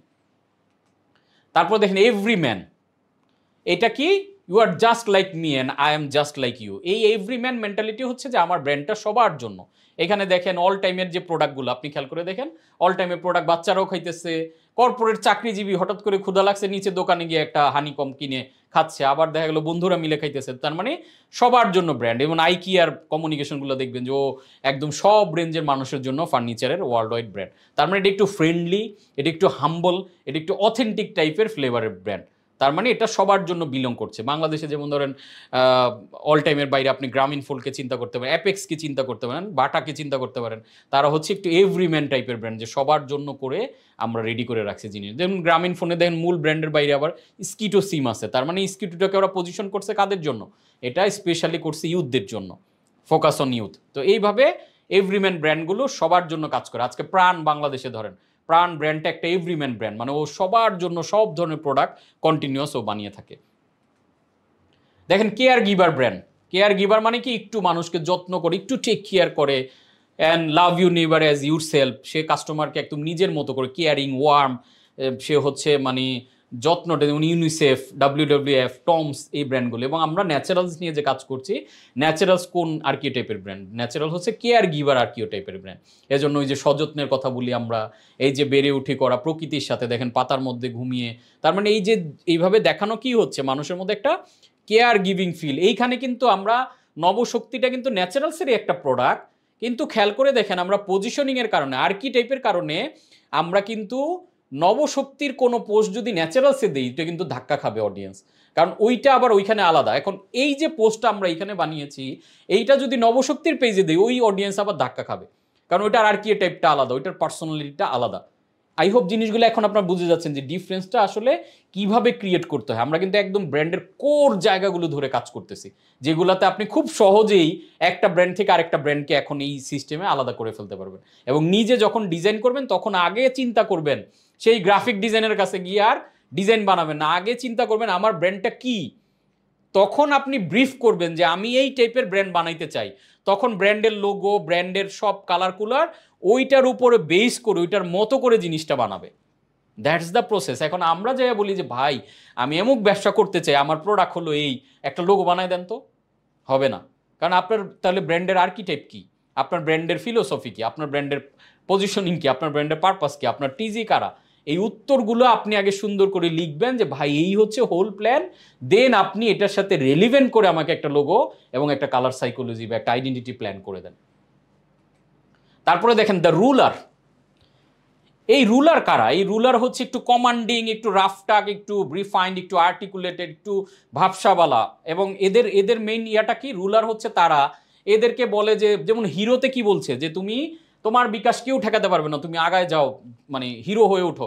আর রুলাররা হচ্ছে তারা অলরেডি সাকসেস, অলরেডি লাইফের একটা সুপার অ্যাচিভমেন্ট আছে, তাদেরকে আর ইন্সপায়ার করার কিছু নাই। দেখেন এই ব্র্যান্ডের মেন্টালি স্টাইলটা এরকম। এবং এগুলো রুলার কি, ওয়ার্ল্ডের টপ লেভেলের লাক্সারি ব্র্যান্ডগুলো, যেমন লুই ভুইতোর কথা বলেন আপনি, মার্সিডিজ বেঞ্জ বলেন, রোলেক্স বলেন, তারপরে হার্লে ডেভিডসন বলেন, এই ব্র্যান্ডগুলো একটু রুলার টাইপের। তার মানে তুমি রাফ টাফ, এদের কথাবার্তা কমান্ডিং টাইপের, এরা ওই বাকিদের মতো ওই রোমান্টিক ভাবে বলে না, একটু হাসি মুখে। দেখেন এইখানে মানুষজনের যে বিজ্ঞাপনগুলো দেয় একটু রাফ, মানে তারা অলরেডি লাইফের একটা চূড়ান্ত লেভেলের সফলে আছে। তো তুমি অলরেডি সফল, তুমি এখন এই সফলতাটাকে এনজয় করো এবং এটার জন্য আমাদের প্রোডাক্টগুলো দিয়ে তোমার ভাবটা আর একটু বাড়ো, আর একটু ভারী হও, আর একটু দামি হও, মানে জিনিসটা এরকম।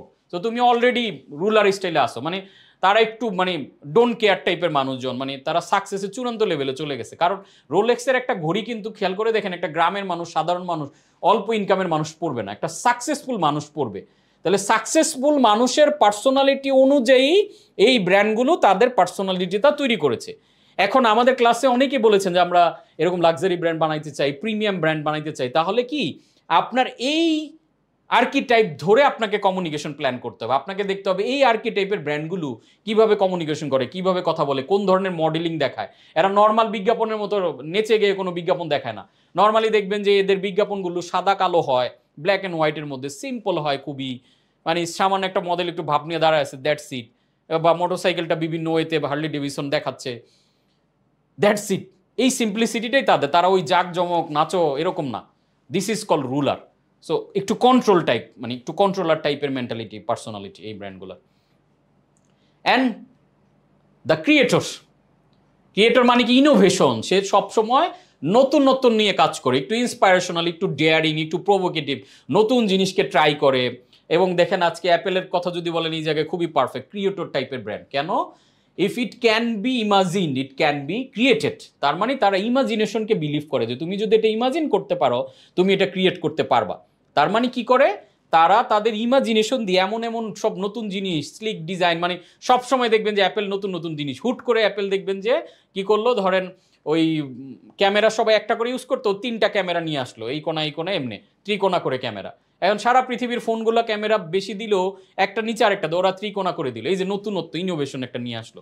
ও যখন মার্কেটে আসলো অ্যাপল প্রথম কি বললো যে থিঙ্ক ডিফারেন্ট, তোমাকে অন্য সবার মতো ভাবার দরকার না। আইবিএম যেখানে বলতেছে ঠিক আইবিএম, আরও বলতেছে তুমি থিঙ্ক ডিফারেন্ট, এবং সারা পৃথিবীর ফিলোসফারদেরকে সে দেখানো শুরু করলো। সো অ্যাপেল, অ্যাডোবি, এদের যে কমিউনিকেশনগুলো আপনি দেখবেন যে একটু ক্রিয়েটর টাইপ, ইনোভেশনগুলো দেখায়, ওদের বিজ্ঞাপনের মধ্যেই ইনোভেশনের ব্যাপারটা আছে। আমরা এখানে ধরেন অ্যাপেলের নতুন যে ফোনটা লঞ্চ হইলো ওই ভিডিওটা একটু দেখি। আই হোপ এটা আমরা দেখেছেন। দেখেন এখানে টাইটেনিয়াম বলছে।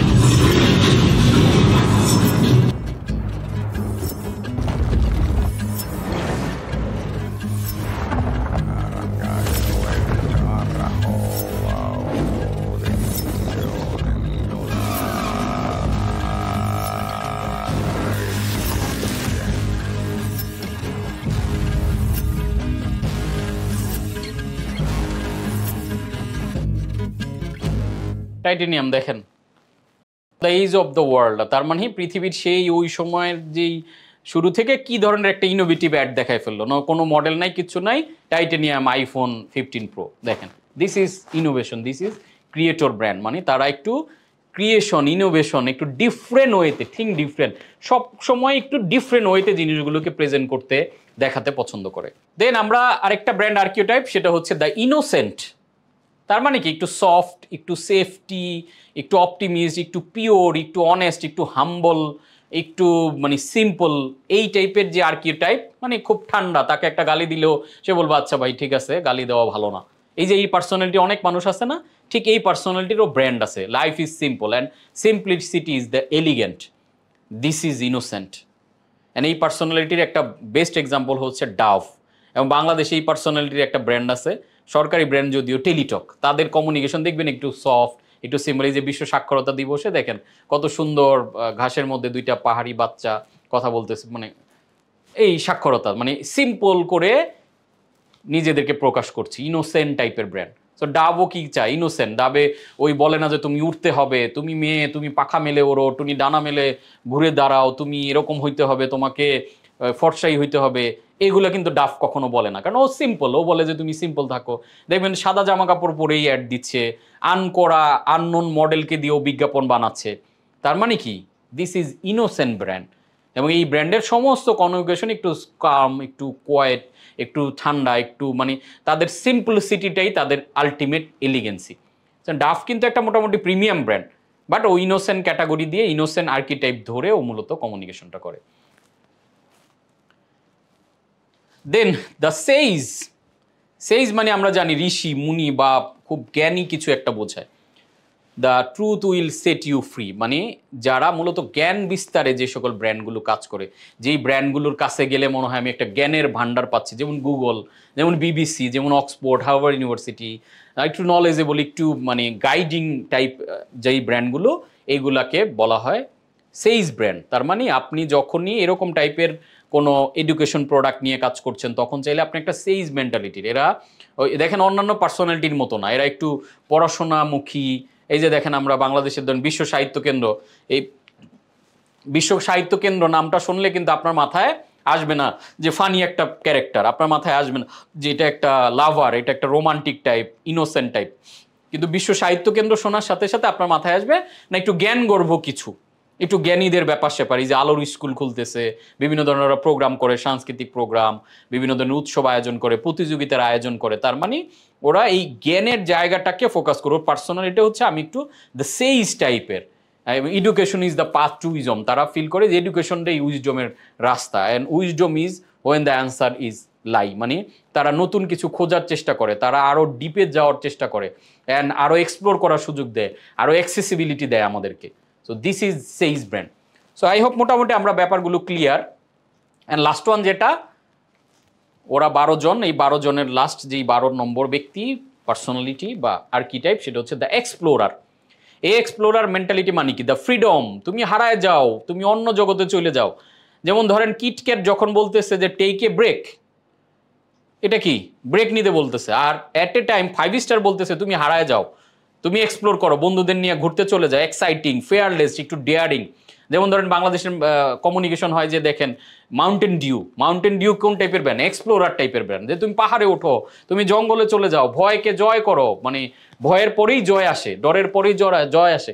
তার মানে কি? Explorer personality. ও একটু রাফ, মানে ওর এনার্জেটিক এরকম দেখায়। তারপরে আরও যদি চিন্তা করেন জুই এই টাইপের, যে এক চুলো সার নয়, তুমি আগায় যাও, কোনো থেমে থাকার নয়, তুমি অনেক। যেমন ডাব এটা কিন্তু বলতেছে না, দেখেন ও কিন্তু ইনোসেন্ট। আবার জুই বলতেছে সার নয়, তুমি কোথাও থেমে যাবা না। এই যে দেখেন ওরা যে পোস্ট দিয়েছে যে কেটু চূড়ায় প্রথম বাংলাদেশি, ওয়াসফিয়া নার্জিন, এশিয়ার শীর্ষ 100 বিজ্ঞানীর তালিকায় 3 বাংলাদেশি নারী। তার মানে ওরা নারীদেরকে এক্সপ্লোর করতে বলতেছে, যে ঘরের মধ্যে বন্দি থেকে না, তুমি পাহাড়ে উঠে যাও, তুমি এরকম বিজ্ঞানী হয়ে ওঠো। দেশি উদ্যোক্তাদের মানে 60% নারী, এইগুলোকে তারা ফোকাসে আনার চেষ্টা করছে। শিল্প খাতে 44% নারী। তার মানে এক চুলো ছাড় নয় তোমার অ্যাচিভমেন্টের জন্য, তোমার এক্সপ্লোর করার জন্য।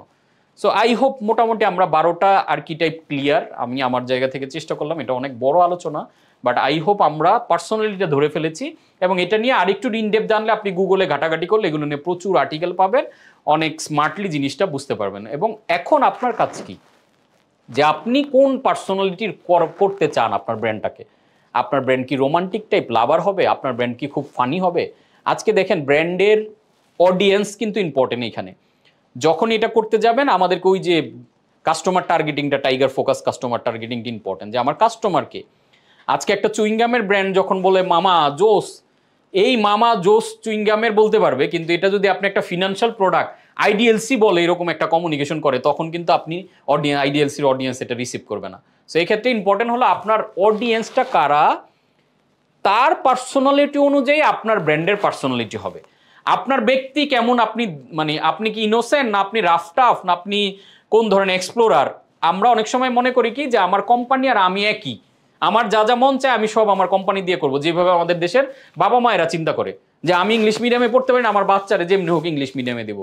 আমি এটা করতে পারি না, লাইফে ডাক্তার হইতে পারি না, ওরে আমি ডাক্তার বানাবোই। মানে বাবা মায়ের স্বপ্ন সব আমরা সন্তানদের দিয়ে বাস্তবায়ন করতে চাই। একইভাবে আমি ব্র্যান্ডের ফাউন্ডারদেরকে দেখি, তারা চায় তার ব্যক্তির সে যেরকম, তার যে পছন্দ সেগুলো সে তার ব্র্যান্ডের মধ্যে সবকিছু আনতে চায়। যে না আমার এই রং পছন্দ, ভাই আপনি এটা কি কটকটা রং দিচ্ছেন, এটা আমার ভাল লাগে না, আপনি এটা দেন। এটা তো হবে না। এটা নির্ভর করবে কি ব্র্যান্ডের আর্কিটাইপ, ব্র্যান্ডের যেই যে আমরা এতক্ষণ ব্যাপী যা যা কিছু আলোচনা করলাম, ব্র্যান্ডের টার্গেট গ্রুপ, তাদের সাথে অ্যালাইন করে আপনার কালারটা নির্ধারণ হবে। তাদের সাথে অ্যালাইন করে আপনি কোন পার্সোনালিটি ডাজন্ট ম্যাটার।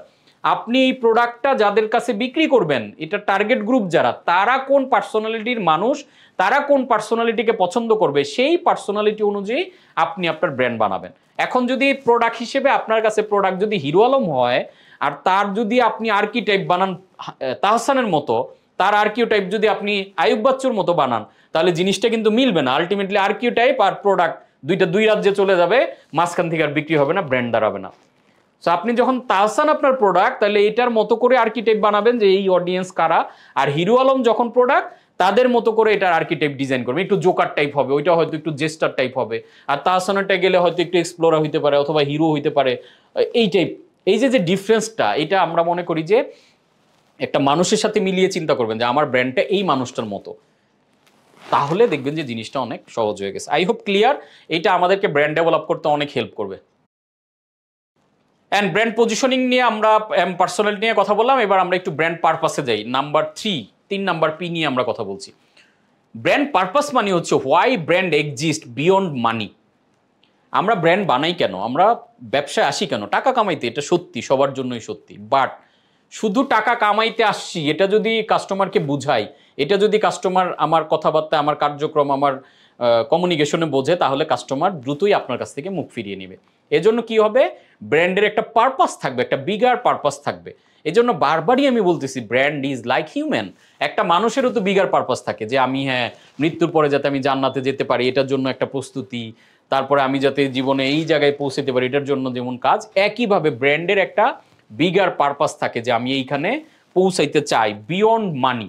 তাহলে এই পারপাসগুলো কীরকম, কেন দরকার? কনজিউমার আর 4 to 6 times more likely to buy from trust champion and defend companies with a strong purpose. যে সকল কোম্পানির স্ট্রং পারপাস আছে, ওই ধরনের কোম্পানি থেকে মানুষ কেনার ক্ষেত্রে 4 to 6 টাইম বেশি আগ্রহী থাকে। এজন্য পারপাসফুল ব্র্যান্ড, এখন দেখবেন কথায় কথায় বলে পারপাসফুল ব্র্যান্ড, এজন্য সব ধরনের ব্র্যান্ডগুলো পারপাস ড্রিভেন ব্র্যান্ড কিন্তু ডেভেলপ করে। এজন্য দেখবেন যে ঢাকা ইউনিভার্সিটির আইবিএ থেকে পাশ করে তারা দেখা গেল যে ব্রিটিশ আমেরিকান টোবাকোকে কাজ করতে চায়, কারণ তাদের পারপাসটা, যদিও বিক্রি হইতেছে সিগারেট, বাট ওইখানের যে কালচার, ওইখানের যে পজিশনিং, ওইটার যে ফিলোসফি, ওইটার যে পজিশনিং, সব কিছু মিলে আইবিএর তাদের কাছে মনে হয় যেটা আমাদের জন্য বেটার। গ্রামীণ ফোনে জয়েন করতে চায়, মাল্টি ন্যাশনালে জয়েন করতে চায়, কেন? বিকজ অফ ওই লং রানের যে পারপাসটা। দেখেন পারপাসটার একটা ভালো এক্সাম্পল এই কোটটা হইতে পারে, উনি খুব চমৎকার করে বলেছেন যে part of why you love your parents is because they love you first, brands need to do that. Gary ভিকে আপনারা সবাই চিনেন, one of the biggest influencer এখনকার ওয়ার্ল্ডে। তো উনি যেটা বলার চেষ্টা করলেন যে আমরা আমাদের বাবা মা এদেরকে ভালোবাসি কেন, বিকজ অফ তারা একসময় ছোটবেলা থেকে আমাদেরকে অনেক ভালোবাসা দিয়েছে, এই ভালোবাসার স্মৃতিগুলো আমাদের মধ্যে থাকার কারণে আমরা তাদের রিপিটে ভালোবাসতে চাই। সো একইভাবে ব্র্যান্ড যখন দেখে বা কাস্টমার যখন দেখে ওই ব্র্যান্ডগুলো মানুষের জন্য ভালোবাসা দেখাচ্ছে, পৃথিবীর জন্য ভালো দেখাচ্ছে, মানে ভালো কিছু করছে, পারপাসফুল বেটার কিছু করছে, তখন ওই রিপিটে ওই ব্র্যান্ডের ওই অডিয়েন্স ওই ব্র্যান্ডগুলোকে তখন ভালোবাসা শুরু করে। দেখেন এটার একটা পারফেক্ট এক্সাম্পল দিই, একটা $1 বিলিয়ন কোম্পানি বানায় ফেলছে, ব্র্যান্ড বানায় ফেলছে, যেই ব্র্যান্ডের নাম হচ্ছে টমস। টমস হচ্ছে একটা শুজ কোম্পানি, একটা জুতার কোম্পানি। তার একটা ক্যাম্পেইন এবং পারপাস ড্রিভেন ব্র্যান্ডে ওয়ার্ল্ডের টপ 2-তে চলে আসছে তারা। সো বাইং আ পেয়ার গিভস আ পেয়ার, তার মানে কি, তারা বলছে 1 for 1, অর্থাৎ টমস শুজ পারপাস নির্ধারণ করছে যে আপনি যদি ওদের কাছ থেকে একটা জুতা কিনেন, এক জোড়া জুতা কিনেন, তাহলে ওরা যে সকল বাচ্চা শিশুদের পায়ে জুতা নাই, খালি পায়ে ঘোরে, পৃথিবীতে এরকম হাজার হাজার লাখ লাখ কোটি কোটি বাচ্চারা আছে যারা পায়ে জুতা পরতে পারে না, তাদের অতটুকু সামর্থ্য নাই। সো আপনি টমস শুজ থেকে এক জোড়া জুতা কিনলে আরেক জোড়া জুতা যে সকল বাচ্চার জুতা নাই তাদের কাছে পৌঁছে দিবে। এই একটা পারপাসের কারণে তারা সুপার ডুপার মানে ব্র্যান্ড হয়ে ওঠে এবং $1 বিলিয়ন কোম্পানি হয়। সো পারপাস ড্রিভেন ব্র্যান্ডের একটা বেস্ট এক্সাম্পল হচ্ছে ওয়ার্ল্ডে টমস শুজ। তো তাদের মূল মোটোটা কি ছিল? 1 for 1, আপনি এক পেয়ার কিনলে আরেক পেয়ার আমরা গিফট করব। এখন মানুষ যখন চিন্তা করতেছে জুতা তো আমি সব জায়গা থেকে কিনি, আচ্ছা ওদের জুতার মানও ভালো, দেখেন এখানে কিন্তু ম্যাটারটা জুতা করতেছে না, জুতা সবাই বিক্রি করে, কিন্তু ওর পারপাসটাকে মানুষের সামনে নিয়ে আসছে যে দেখো আমি জুতা বিক্রি করতেছি বিকজ অফ আমি এরকম মানুষদেরকে হেল্প করতে চাই। তাহলে মানুষ চিন্তা করলো আচ্ছা আমি তো সব জায়গা থেকে জুতা কিনি, একই তো, ওদের থেকে কিনলে যদি একটা বাচ্চা, খালি পায়ের বাচ্চা, দেখেন এই যে ইমোশনের সাথে গ্র্যাব হয়ে গেল, দেখেন কানেক্ট, এই যে যখন কানেক্টিভিটিটা তৈরি হলো তখন কিন্তু ব্র্যান্ড তৈরি হচ্ছে। এই যে এখানে আপনারা দেখছেন যে জুতা পরাই দিচ্ছে বাচ্চাদের গায়ে, এই হচ্ছে টমসের ফাউন্ডার। তো ওদের পারপাসটা কি ছিল? টমস ব্র্যান্ড পারপাস স্টেটমেন্ট ছিল we believe in the future where all people have the chance to thrive. আমরা এমন একটা ফিউচার, এমন একটা পৃথিবীকে বিলিভ করি যেখানে অল পিপল হ্যাভ, সব লেয়ারের মানুষের অন্তত জীবনে বড় হওয়ার, সফল হওয়ার, একটা চূড়ান্ত জায়গায় যাওয়ার সুযোগটা যাতে আমরা ক্রিয়েট করতে পারি। এখন তারা কি শুধু জুতা বিতরণ করে? না, বিভিন্ন বাচ্চাদের এডুকেশন, স্কুলে ভর্তি করানো, এরকম বিভিন্ন ধরনের কার্যক্রম করে, এবং তারা তাদের যে ইনকাম হয় টোটাল আর্নিংয়ের 1/3 প্রফিটের, ওইটা তো জুতা বিক্রি করে এক জোড়ার বিক্রির সাথে আরেক জোড়া ওইটা প্রাইসিং এর সাথে ধরে দিছে, ওইটা তো দিচ্ছেই, তারপরে ওদের যত প্রফিট হয় 1/3 প্রফিট, মানে 33.33% প্রফিট তারা এই রুট লেভেলের মানুষজনকে, ওদের সাথে যারা কর্মীরা কাজ করে, গ্রাস রুট লেভেলের মানুষজনকে উঠায় আনতে সফল করার জন্য ওরা কাজ করে। This is the brand purpose. এই পারফেক্ট এক্সাম্পল হচ্ছে এটা। এই যে statement, we believe in the future where all people have the chance to thrive, এটা শুধু লেখার জন্য ওরা লিখে রাখে নাই। তার মানে এটা ও কি করেছে, এটা প্র্যাকটিক্যালি যখন বাস্তবায়ন করেছে তখন এটা মানুষের মাথায় একটা ব্র্যান্ড হিসেবে তৈরি হয়েছে। এরকম জুতা তো আমরা অনেকেই বেছি, জুতা বানাচ্ছিও, কিন্তু আলটিমেটলি কয়জন এরকম পারপাসটাকে এটার সাথে অ্যালাইন করতে পারছি। এখন আমরা কি হুট করে ওর মতো করে আরেকটা প্ল্যান হাতে নিয়ে নেবো না, আপনি আবার একটা ডিফারেন্ট প্ল্যান করেন আপনার প্রোডাক্টের জন্য, এরকম একটা বিগার পারপাস, এরকম একটা কজ যেটা মানবতার জন্য, মানুষের জন্য, পৃথিবীর জন্য ডিফারেন্ট কিছু বয়ে আনে। এই পারপাস হতে পারে আপনার ব্র্যান্ডকে একটা আপলিফট করার জন্য বেস্ট একটা এলিমেন্ট। সো আমরা মোটামুটি পারপাস, পজিশনিং, পার্সোনালিটি, এই জায়গাগুলো কভার করলাম 4P। এবার আমরা কোর ব্র্যান্ড এসেন্স দেখি, ব্র্যান্ডের কোর এসেন্সগুলো কি কি। ব্র্যান্ড অ্যাজ এ প্রোডাক্ট, 4টা কোর এসেন্স আছে ব্র্যান্ডের। ব্র্যান্ড অ্যাজ এ প্রোডাক্ট, অর্থাৎ প্রোডাক্টটা কেমন, এটা খুবই ইম্পর্টেন্ট, যেটা আমরা বলেছি বেনিফিট পার্টে, যে কাস্টমারের কস্টটা কমিয়ে কাস্টমারকে হাই ভ্যালু দিতে হবে। আমার প্রোডাক্ট থেকে আমি যেই ভ্যালু ডেলিভার করি, কাস্টমার যে প্রাইসটা করছে এই ভ্যালুটা যাতে অলওয়েজ বেশি হয়। ব্র্যান্ড অ্যাজ অ্যান অর্গানাইজেশন, প্রোডাক্টের ব্যাপারটা আমরা সবাই ক্লিয়ার, বাট অর্গানাইজেশনের ব্যাপারটা ইম্পর্টেন্ট। কেন? আপনি দেখেন আপনার অর্গানাইজেশনটা পুরোটা কিন্তু একটা ব্র্যান্ড। ওই যে আমরা আজকের ক্লাসের শুরুতে বলছিলাম যে আপনার সেলসম্যান কি ড্রেস পরে যাচ্ছে আর কিভাবে বিহেভ করছে, এটা আপনার অর্গানাইজেশন ব্র্যান্ডিংয়ের জন্য ইম্পর্টেন্ট। সো আপনার অফিসের পিয়ন কী ধরনের লাইফস্টাইল, কীভাবে বিহেভ করে, this is also part of organizational branding. আমরা গত ক্লাসে যেমন বলার চেষ্টা করছিলাম যে আমাদের রকমারির সাথে আমাদের বিজনেস আছে, অন টাইমে আমরা পেমেন্টটা পেয়ে যাই, দিস ইজ অর্গানাইজেশনাল ব্র্যান্ডিং। তার মানে এজ এ হোল অর্গানাইজেশন আপনি যতগুলো মানুষের সাথে ইন্টারেক্ট করেন টাচ পয়েন্টে, এই প্রত্যেকটা জায়গায় যাতে আপনার ব্র্যান্ডের আইডিওলজি, ফিলোসফি একই রকম থাকে। এখন আপনি এদিক দিয়ে টম শুজের মতো একটা স্টেটমেন্ট হাতে নিলেন যে আমাদের জুতা এক জোড়া কিনলে আরেক জোড়াই, বাট দেখা গেলো জুতার মান ভালো না, আপনার ফ্যাক্টরি থেকে জুতার ওই লেভেলটা মেনটেন করতেছে না। তার মানে আলটিমেটলি কি হলো, যারা কিনতেছে তারা প্রতারিত হইলে তো আপনার প্রোডাক্ট আর চলবে না। তাহলে অ্যাজ এ অর্গানাইজেশন আপনার ব্র্যান্ডিংটা দাঁড়ালো না। আবার চিন্তা করলেন যে আমি প্রিমিয়াম ক্যাটাগরি, আমি একদম রুলার লাক্সারি ব্র্যান্ড। এখন আপনার পারচেজ ডিভিশনে যে আছে ও সবসময় কম দামি কাঁচামাল খোঁজে, একটু কম দামে কি পাওয়া যায় এইটা খোঁজে। তার মানে কি হলো, অ্যাজ এ অর্গানাইজেশন আপনার যে একদিকের ব্র্যান্ড প্ল্যান আর ওদিকে টিম যা বাস্তবায়ন করতেছে অ্যালাইন না। সো অ্যাজ এ হোল আপনার এই যে এত কিছু আমরা কথা বলতেছি আজকে, কিন্তু দেখেন কিছু জায়গায় আপনারা হয়তো অনেক জায়গায় চিন্তা করতেছেন এগুলো তো অদৃশ্য, পারপাস, পার্সোনালিটি কোনোটাই দেখা যায় না। আমরা কিন্তু শুরুই এখান থেকে করেছিলাম যে ব্র্যান্ড ইজ এ ইনট্যাঞ্জিবল জিনিস। সো ওই ইনট্যাঞ্জিবল জিনিসগুলো আপনার পুরো টিমকে মোটিভেট রাখতে, পুরো কোম্পানিকে একটা জায়গায় নিয়ে যেতে, ইনট্যাঞ্জিবল জিনিসগুলো অ্যাজ এ অর্গানাইজেশন একটা ব্র্যান্ড তৈরি করে। আজকে ওই যে ব্রিটিশ আমেরিকান টোবাকোর এক্সাম্পল দিলাম, বাংলা লিঙ্কের বা গ্রামীণ ফোনের এক্সাম্পল দিচ্ছি এজন্য যে দেখেন ওরা brand purpose, brand philosophy, brand values এমন একটা জায়গায় নিয়ে গেছে যে আইবিএতে বা বড় বড় ইউনিভার্সিটি থেকে পাশ করা ছেলেপেলেরা চিন্তা করে যে কিভাবে আমি ওই কোম্পানিতে জব করব। এমনটা কি আপনার ব্র্যান্ডের জন্য করে কিনা? যেদিন এটা করবে তখন দেখবেন যে অ্যাজ এ অর্গানাইজেশন আপনি একটা ভালো ব্র্যান্ড। ওইখানে প্রোডাক্টটা কিন্তু cigarette, but as a organization ব্র্যান্ডিংটা সুপার। ব্রিটিশ আমেরিকান বলতেছে বেটার টুমোরো। তার মানে কি হচ্ছে, তারা এইটাকে পারপাসফুলি যখন ডিজাইন করতে পারছে, কমিউনিকেট করতে পারছে অ্যাজ এ অর্গানাইজেশন, তাদের স্ট্রাকচার, তাদের সব কিছু মানুষকে অ্যাট্রাক্ট করতেছে, ভালো কর্মীদেরকে। সো অর্গানাইজেশন ব্র্যান্ডিংটা দরকার দুইটা কারণে। একটা হচ্ছে আপনার ইন্টারনাল যত কর্মীরা আছে, আপনি খুবই পারপাসফুল, খুবই প্রোডাক্ট ভালো, কাস্টমারের জন্য ভালো, এমপ্লয়ীদের টাইমলি বেতন দেন না, এমপ্লয়ীদের ছুটি ছাটা দরকার হলে সাপোর্ট দেন না, তাদের সাথে রাফ মানে এজ এ গরু ছাগলের মতো বিহেভ করেন। তো ওই জায়গাটা যখন না হবে, তাহলে ইনার সাইডের এমপ্লয়িরা যখন ডিমোটিভেট হবে, অ্যাজ এ সবার পারফরমেন্স লেভেল লো হলে আপনি যতই ব্র্যান্ড প্ল্যান করেন কাজ করবে না। আবার অর্গানাইজেশন যখন ব্র্যান্ড হিসেবে ভালো, তখন কিন্তু মানুষ যখন তাদের সাথে কোনো ডিল করার জন্য তাদের ব্যাপারে জিজ্ঞেস করে যে হ্যাঁ আমরা রকমারির সাথে একটা ডিলে যেতে চাই, আমাকে যদি কেউ জিজ্ঞেস করেন ভাই যান, তাদের লেনদেন ভালো। সো এটা কিন্তু মানুষ জানতে চায়। সো অর্গানাইজেশন হিসেবে আপনার ব্র্যান্ডটা যখন দাঁড়ায় যাবে তখন চারদিক থেকে অনেকগুলো বেনিফিট পাবেন। এবং টপ ট্যালেন্ট যারা আছে, আমরা আমাদের ব্যবসা বড় করার জন্য খুবই ইম্পর্টেন্ট কোনটা, সেটা হচ্ছে আমাদেরকে টপ ট্যালেন্ট দরকার। এখন টপ ট্যালেন্ট কখন আসবে? অ্যাজ এ অর্গানাইজেশন যখন আপনি একটা ভালো ব্র্যান্ড হবেন। সো এটা খুবই ইম্পর্টেন্ট। তারপর কি brand as a person, brand as a পার্সনে আপনি চিন্তা করে দেখেন প্রত্যেকটা বড় বড় ব্র্যান্ড এখন এক একটা ব্যক্তির ব্র্যান্ডের উপর ডিপেন্ড হয়ে গেছে। কীরকম? আজকে দেখেন টেসলা বললে আপনি এলন মাস্কের নাম চলে আসছে, আপনি মাইক্রোসফট বললে বিল গেটসের নাম চলে আসছে, তার মানে অ্যাজ এ পার্সন হিসেবে আপনি যখন ফাউন্ডার, আপনাকেও কিন্তু একটা ব্র্যান্ড হয়ে যেতে হবে। আপনার চলাফেরা, আপনি যে ব্র্যান্ডের ভ্যালুস, পার্সোনালিটি, প্রিন্সিপালস যা কিছু নির্ধারণ করলেন, পজিশনিং, আপনি অ্যাজ এ পার্সন যাতে ওইটার সাথে অ্যালাইন হন, যে আমাকে এখন থেকে আগের মতো চললে হবে না। অ্যাজ এ ব্র্যান্ড আমি একটা পার্সন হিসেবে কিন্তু ব্র্যান্ড। সো আমি কেমন, এটা দিয়ে মানুষ জাজ করবে আমার ব্র্যান্ডটা কেমন।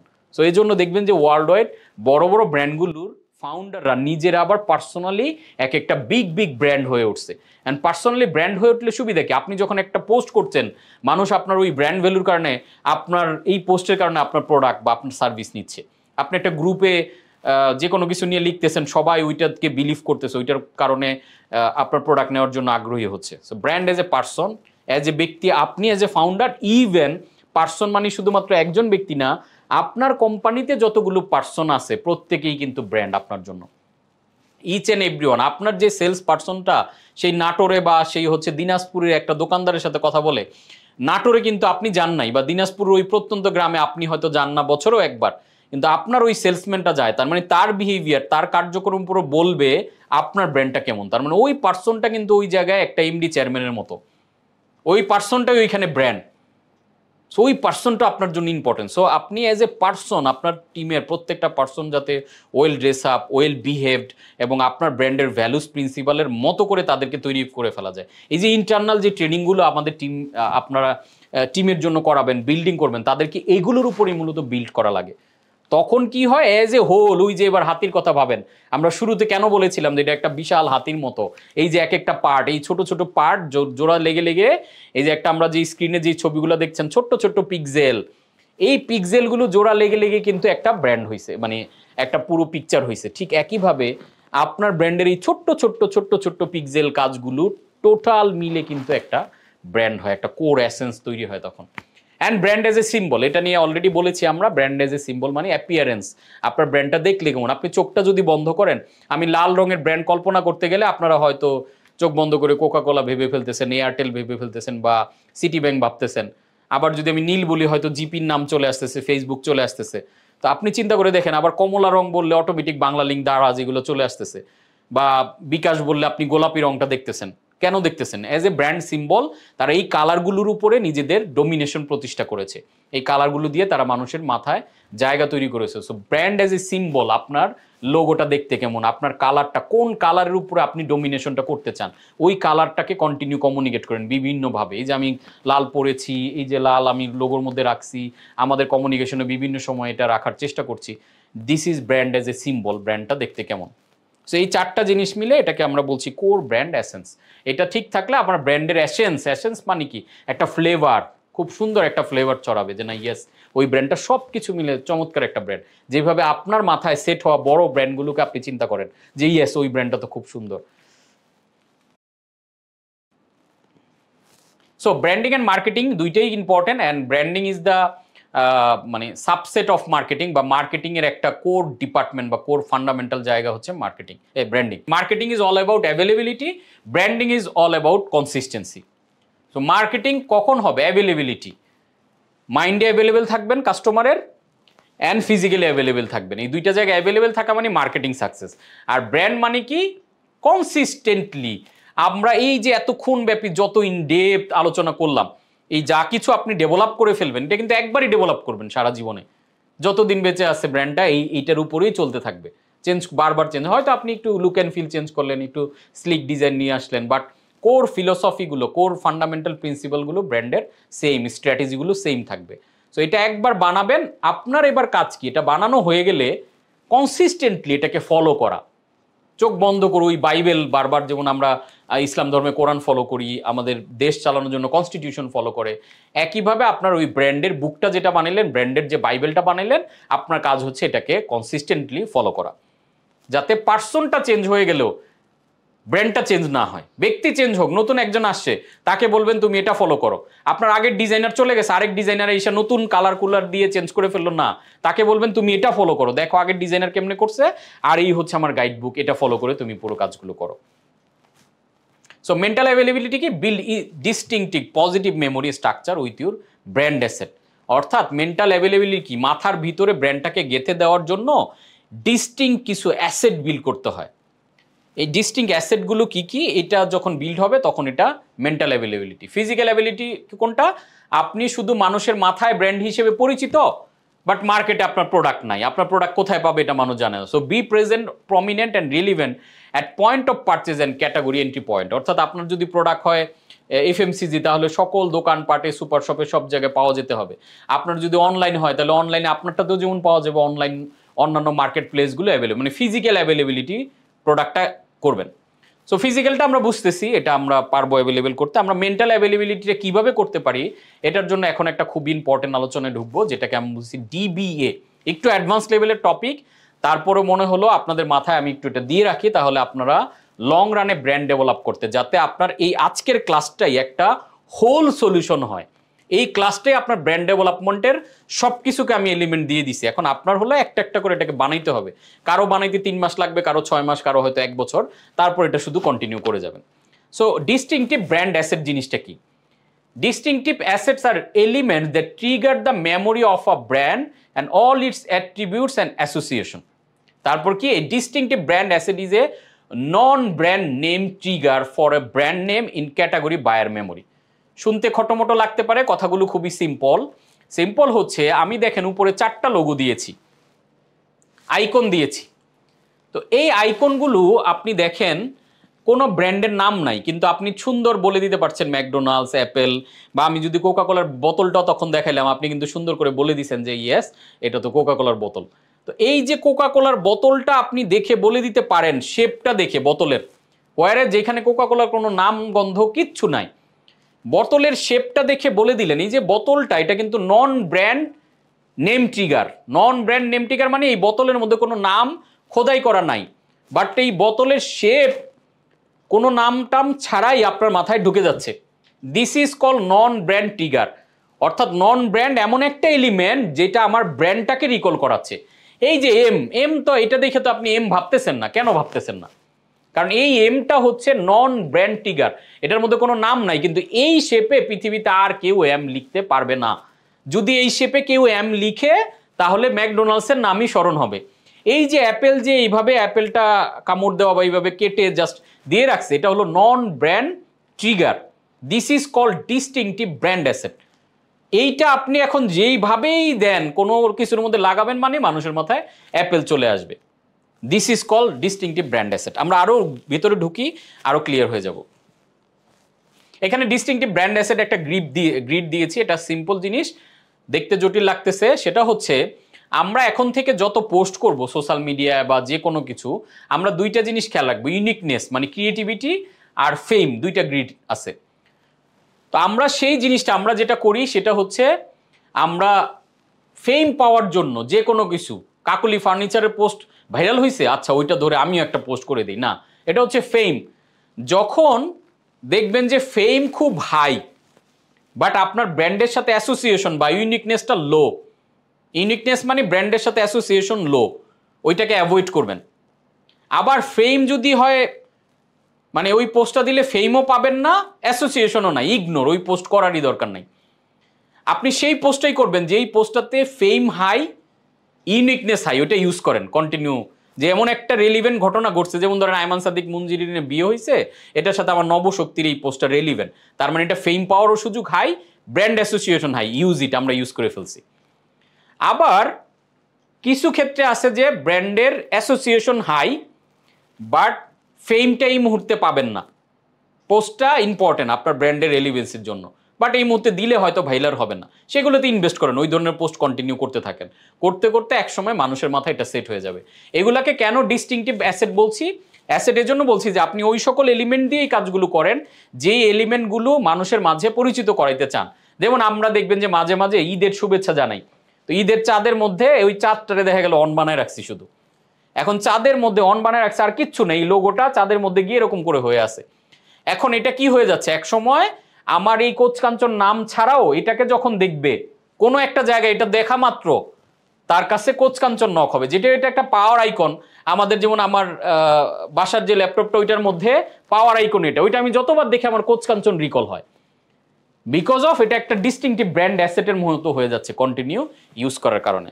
সো আমরা একটা আরো গভীরে যাই, why does DBA work, distinctive brand অ্যাসেটটা কেন ওয়ার্ক করে? কারণ আমরা বেশিরভাগ ডিসিশন নেই ইনটিউশন এবং ইনস্টিংচুয়াল ব্রেন থেকে, 95%। We by emotionally and justified it logically. So যেহেতু আমরা ইনস্টিংচুয়াল বাইং ডিসিশন নেই 95% ক্ষেত্রে, এজন্য ডিবিএটা খুব পাওয়ারফুলি কাজ করে। সো ডিবিএ কি কি টাইপ আছে, সিগনেচার অ্যাসেট টাইপ কি কি ডিবিএ হয়, ডিস্টিংটিভ ব্র্যান্ড অ্যাসেট? একটা হলো ভিজুয়াল, একটা হচ্ছে অডিটরি, একটা মেমোরি, একটা আদার সেন্সুরি। কি কি জিনিস আমরা দেখি ভিজুয়ালে কি কি আছে? ভিজুয়ালে থাকে কালার, প্যাটার্ন, শেপ, এইগুলো সবগুলো কিন্তু ডিস্টিংটিভ ব্র্যান্ড অ্যাসেট। এই যে দেখেন আমার যে লোগোটা, এই যে প্যাটার্নে লেখা হয়েছে, এটার যে টাইপোগ্রাফিটা, this is distinctive brand asset. এটা কন্টিনিউ ব্যবহার করতে করতে করতে করতে এক সময় এটা আমার নিজস্ব ডিস্টিংটিভ ব্র্যান্ড অ্যাসেট হয়ে যাবে। মানুষ এটা কোনো জায়গায় এই কাটিংয়ের কোনো লেখা দেখলেই আমার ব্র্যান্ডকে রিকল করবে। This is call pattern, shape, typography, logo. এই লোগোগুলো কেন কাস্টম মেড বানানো উচিত? কেন? কারণ আপনার লোগোটা কাস্টম মেড হলে এটা লং রানে মানুষের মাথায় একটা জায়গা দখল করবে এবং স্পেশালি ওইটা দেখা মাত্র আপনার কথা মনে পড়বে। Mnemonics, layout, template, motion, movement, action, packaging, characteristics and celebrity. এই যে সেলিব্রিটিদের ইউজ করে কেন? কারণ ওই সেলিব্রিটির ফেসটা দেখলে যাতে ব্র্যান্ডের কথা মনে পড়ে। এই সবগুলা জিনিস এখানে যা আমরা দিয়েছি, এই সবগুলা মিলে বলা হয় visual asset, visual distinctive brand asset. এই সবগুলো জিনিস কন্টিনিউ করলে আপনি ওই যে মানুষের মাইন্ড দখল, ব্র্যান্ডিং মানে কি? মনের মধ্যে জায়গা দখল, মাইন্ড শেয়ার অ্যাচিভ করা। তারপরে অডিটরি, মাইন্ড দখল করতে চাইলে ভিজুয়ালটা কি? চোখের কাজ করলো, চোখ দিয়ে দেখলে আমি চিনতেছি। বাট ব্র্যান্ড কিন্তু এখন অনেক অ্যাডভান্স লেভেলে চলে গেছে। আমরা এখন যে আলোচনা করতেছি খুবই অ্যাডভান্স লেভেলের এবং এটা একটা নিউরো মার্কেটিং এর পার্ট। আমরা নেক্সট ক্লাসে নিউরো মার্কেটিং এ ঢুকবো। সো বেসিক ফান্ডামেন্টালরা আমরা ব্র্যান্ডের ক্লাস থেকেই বুঝে ফেলতেছি।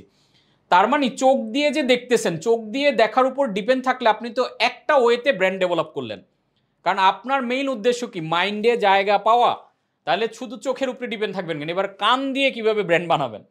অডিটরি, তার মানে পে অফ লাইন, তারপরে হচ্ছে jingle, background music, song, lyrics, hook, sound bites, rhythm, musical tagline, এই সবগুলো অডিটরিজ মানে সাউন্ড ব্র্যান্ডিং যেটাকে বলে, সাউন্ড মার্কেটিং। অর্থাৎ আপনার ব্র্যান্ডের এমন এমন কিছু সাউন্ড তৈরি করা থাকবে, ওইটা দেখা মাত্র, যেমন নোকিয়ার একটা সাউন্ড আছে, আপনি কল্পনা করেন দেখবেন চলে আসবে। গ্রামীণ ফোনের একটা সাউন্ড আছে, দিস ইজ অডিটরি ব্র্যান্ডিং। তার মানে ওই সাউন্ডটা আপনার ব্র্যান্ডকে রিকল করাচ্ছে। আইফোন অন অফ করার একটা সাউন্ড আছে, আবার ওয়ান প্লাসের একটা সাউন্ড আছে, স্যামসাং এর একটা আছে, স্যামসাং এর রিংটোন একরকম। এই সবগুলো জিনিস অডিটরি প্রত্যেকটা। তাহলে তো সবাই একই রকম সাউন্ড দিতে পারতো, যার যখন মন চায় ওইটা দিতে পারতো না। একই রকম কন্টেন্ট ইউজ করতে করতে this is distinctive brand asset.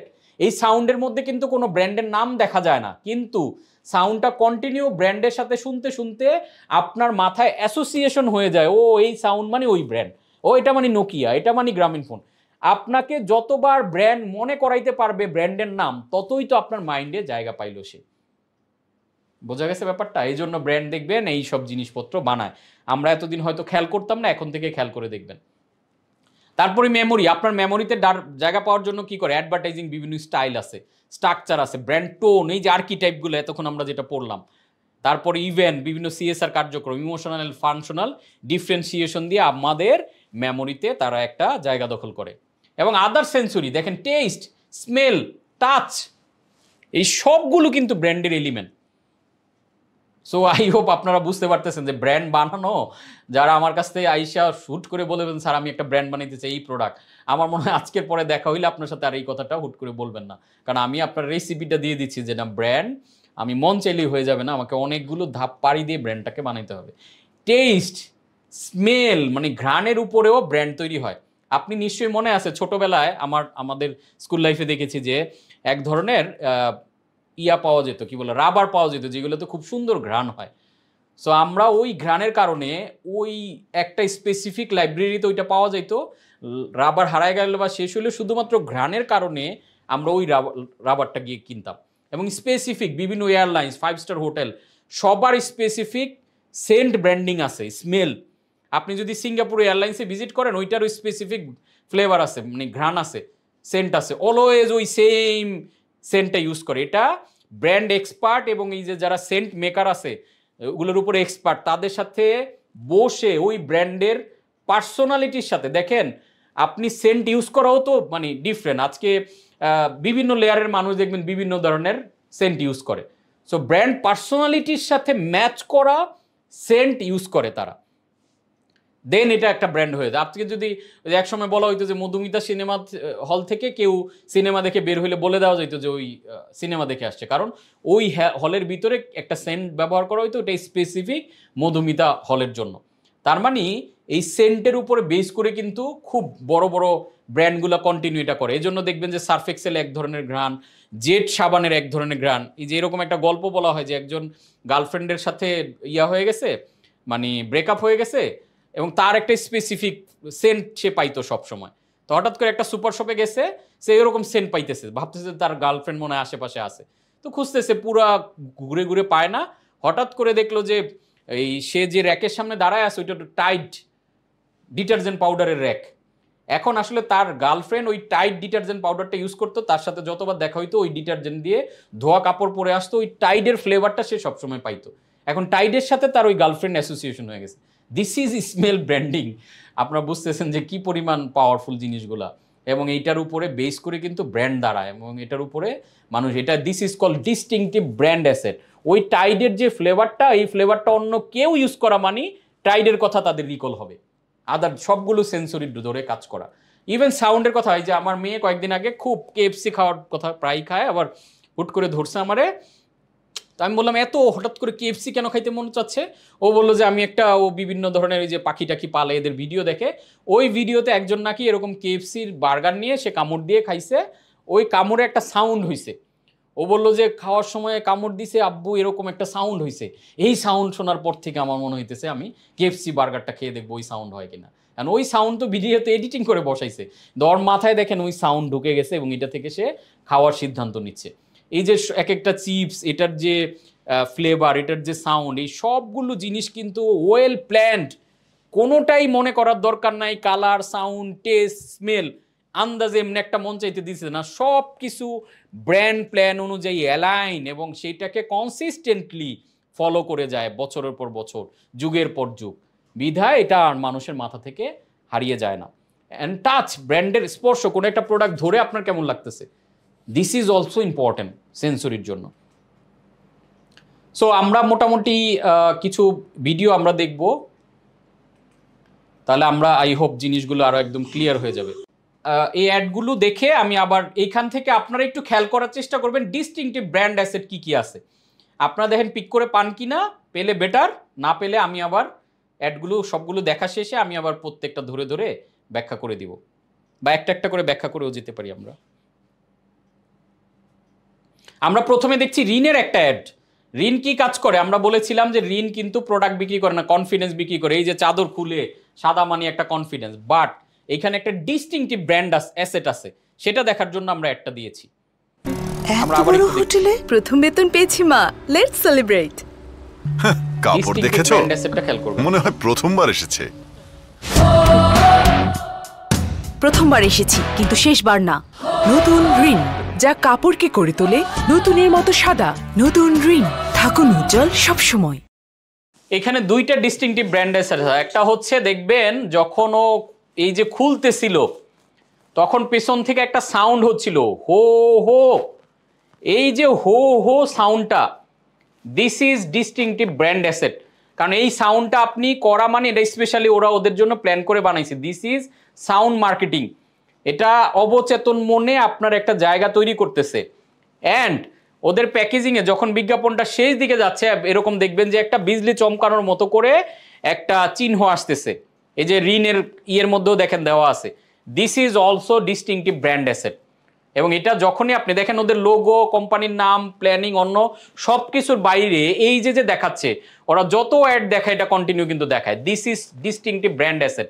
তার মানে এটা নন ব্র্যান্ড ট্রিগার, এটার মধ্যে ব্র্যান্ড নেম কিছুই নাই, বাট ওই যে যেটা দেখতেছেন এবং পেছন থেকে হো হো সাউন্ডটা দিচ্ছে, এটা এই সাউন্ডটা এখন এটা দখল, এই জমির মালিক এখন তারা। আমরা নেক্সটতে যাচ্ছি।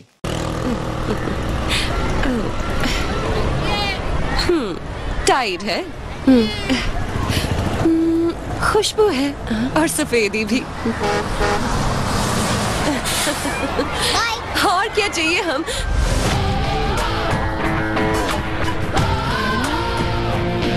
मम्मी आंटी चौक क्यों गई? टाइड से कहीं बेहतर सफेदी दे रिन अब चौंकाने वाले दाम में। नया रिन सिर्फ 25 रुपए। খেয়াল করে দেখছেন এইখানে ঋণের এন্ট্রেন্সটা কিভাবে হইলো? ঋণ যখন এন্ট্রেন্স করলো হো হো ওই যে সাউন্ড এবং সাদা দেখেন, যদিও এই অ্যাডটা ওরা হচ্ছে একটা খুবই মানে কন্ট্রোভার্সিয়াল অ্যাড, কারণ কোনো ব্র্যান্ডকে এরকম দেখানোর ল নাই। ওরা একটু চালাকি করে বৃহস্পতিবার দিন রাতের বেলা এই অ্যাডটা ছেড়ে দিছিল, কারণ ওই সময় তো টাইড এটা নিয়ে কোনো আইনি অ্যাকশনে যেতে পারবে না। বৃহস্পতিবার রাতে ছেলে রবিবার আগে আবার এটা অফ করে দিছে আর কি। এর মধ্যে তো ব্যাপক ব্লাস্টিং, এটা ব্যাপক প্রচার হয়ে গেছিল আর কি। কিন্তু দেখেন এইখানেও সেম কিন্তু ডিস্টিংটিভ ব্র্যান্ড অ্যাসেটটাকে ওরা ইউজ করেছে। এবার আমরা টাইটের একটা অ্যাড দেখি। मशीन में भी व्हाइट हो तो टाइड अल्ट्रा हो।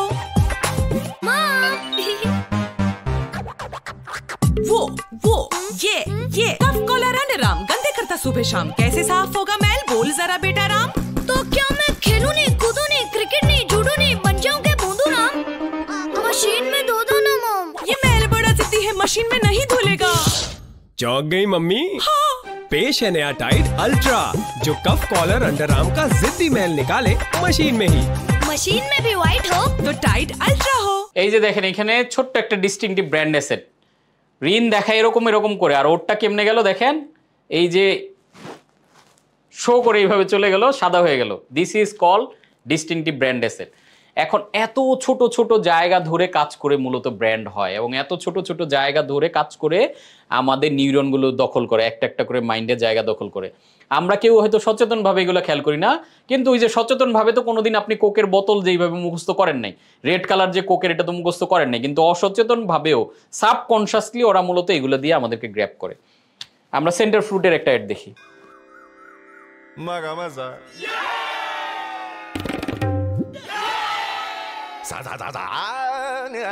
গাধা মাগামাসা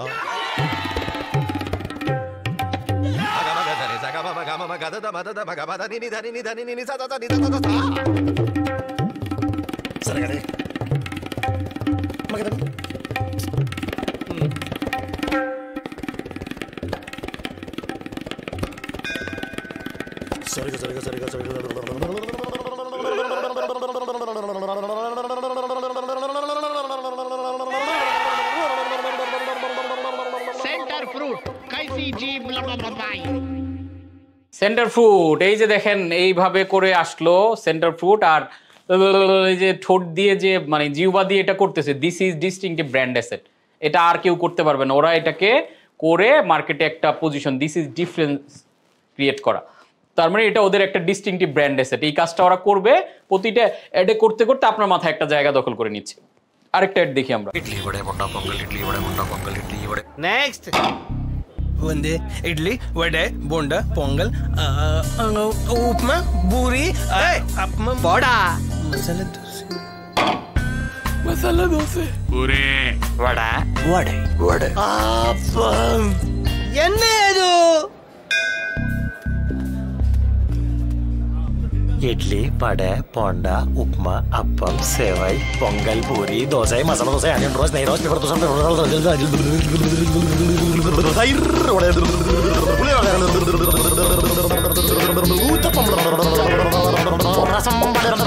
सेंटर फ्रूट ना कहीं ना टिमाटर सही में দেখছেন দুইটা অ্যাড খেয়াল করে দেখেন, সেম জিনিসই প্রচার করতেছে, ডিস্টিংটিভ ব্র্যান্ড অ্যাসেট। তার মানে হচ্ছে আপনার এগুলো দিয়ে মাথায় ঢুকতেছে। তার মানে সিম্পল জিনিসটা বলার আমি বোঝানোর চেষ্টা করছি যে আমরা যখন আগে ঢাকায় আসতাম, ছোটবেলায় মনে আছে, একা আসতাম, হঠাৎ করে যখন পাঠাইতো তখন বলে দিত আর ওই বাসায় যাবি, এটার সামনে এরকম একটা টাওয়ার আছে, এরকম একটা এরকম কালারের একটা বিল্ডিং যখন দেখবি তখন বুঝবি যে ওই বাসার সামনে, এটা থেকে একটু ডানে গেলে এটা। তার মানে আমরা কোনো একটা লোকেশন বা অচেনা একটা কিছুকে পরিচয় করানোর জন্য আমরা কোনো একটা স্তম্ভ বা কোনো একটা বিল্ডিং বা কোনো একটা টাওয়ার কিছু একটা দিয়ে যেটাকে করাইতে চাই। ব্র্যান্ডিং জিনিসটা এরকম, অ্যাসোসিয়েশন, মানুষকে মনে রাখার মতো একটা এলিমেন্ট আপনাকে দিতে হবে, যে এলিমেন্টটার কারণে মানুষ মনে রাখবে। এই এলিমেন্টের জন্য ব্র্যান্ড, লোগো টোগো অন্যান্য কিছুর বাইরে গিয়ে একটা পাওয়ারফুল এলিমেন্ট হচ্ছে ডিস্টিংটিভ ব্র্যান্ড অ্যাসেট। এটা যদি ফাইজলামিও হয় নো ইস্যু, এই ফাইজলামির কারণে মনে রাখবে। এখন কালকে থেকে ধরেন আমি যদি এরকম মাথায় একটা এই যে গলার মধ্যে একটা দড়ি ঝুলে হাঁটি, এটা একটা ডিস্টিংটিভ ব্র্যান্ড হবে, কারণ এই দড়ি ঝুলে হাঁটার কারণে মনে রাখবে। আজকে দেখবেন যে আমাদের এই গামছা পার্টি একজন আছে, তো এই যে উনি কি করে, উনি সবসময় গামছা পরে চলে। এই গামছা পরে চলার কারণে কিন্তু উনি বাকি সবার থেকে আলাদা। আজকে ডক্টর মোহাম্মদ ইউনূসের কথা চিন্তা করে দেখুন, উনি সবসময় গ্রামীণ চোখের নর্মাল একটা শার্ট পরে যায়। মার্ক জাকারবার্গের কথা বললাম, পাশের দেশে মমতা ব্যানার্জির কথা বলেন, তার মানে এইগুলো ডিস্টিংটিভ ব্র্যান্ড অ্যাসেট। এখন ওই মার্ক জাকারবার্গের মতো গেঞ্জি আমিও যদি পরি, মানুষ জাকারবার্গের কথা মনে করবে। ডক্টর ইউনূসের মতো ওই শার্ট যদি আমিও পরি, মানুষ ডক্টর ইউনূসকে ও আপনার শার্টটা তো ডক্টর ইউনূস সাহেব তো এরকম শার্ট পরে, আপনি এরকম পরছেন। This is distinctive brand. আমরা আরো কিছু অ্যাড দেখি। কুরকুরেতে খেয়াল করবেন ডিস্টিংটিভ ব্র্যান্ড অ্যাসেটটা। ओए मसाला एक्सपर्ट। अरे नया कुरकुरे, हेरा फेरी, हंगामा और गजब गोलमाल। चल बता, इनमें क्या सीक्रेट मसाले हैं? इतनी सी बात, अभी बताता हूँ। चटपटा है, टैंगी, तीखा भी है। इसमें क्या मसाले हैं मैं क्या, मेरा बाप नहीं बता सकता है। विकी, पापा, मैंने आप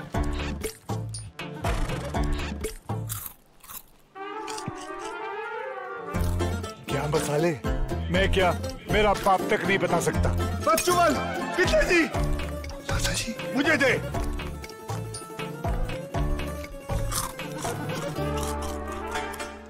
क्या मसाले? नया कुरकुरे, गजब गोलमाल और हेरा फेरी हंगामा। इसके मसाले किसी का बाप भी नहीं बता सकता। इनके मसाले बाप रे बाप।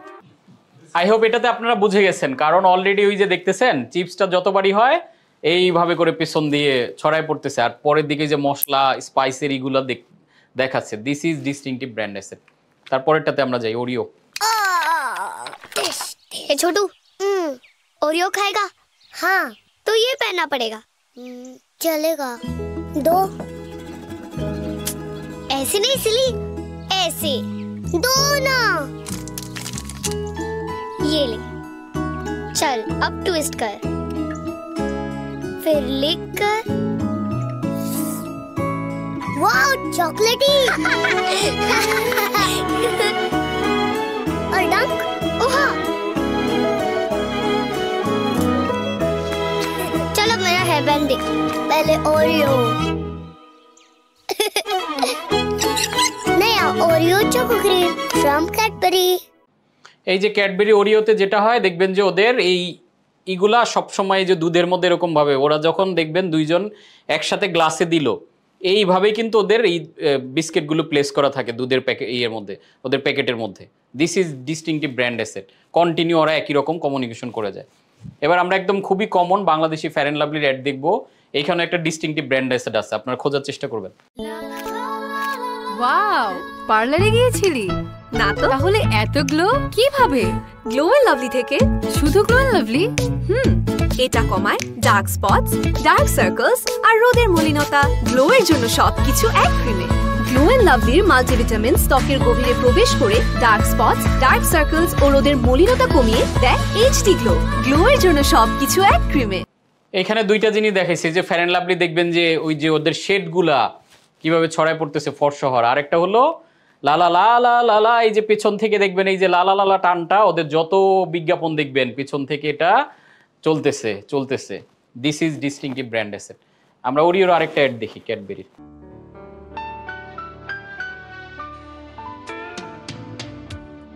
कुछ खास है हम सभी में, कुछ बात है हम सभी में, बात है खास है, कुछ स्वाद है, क्या स्वाद है जिंदगी में।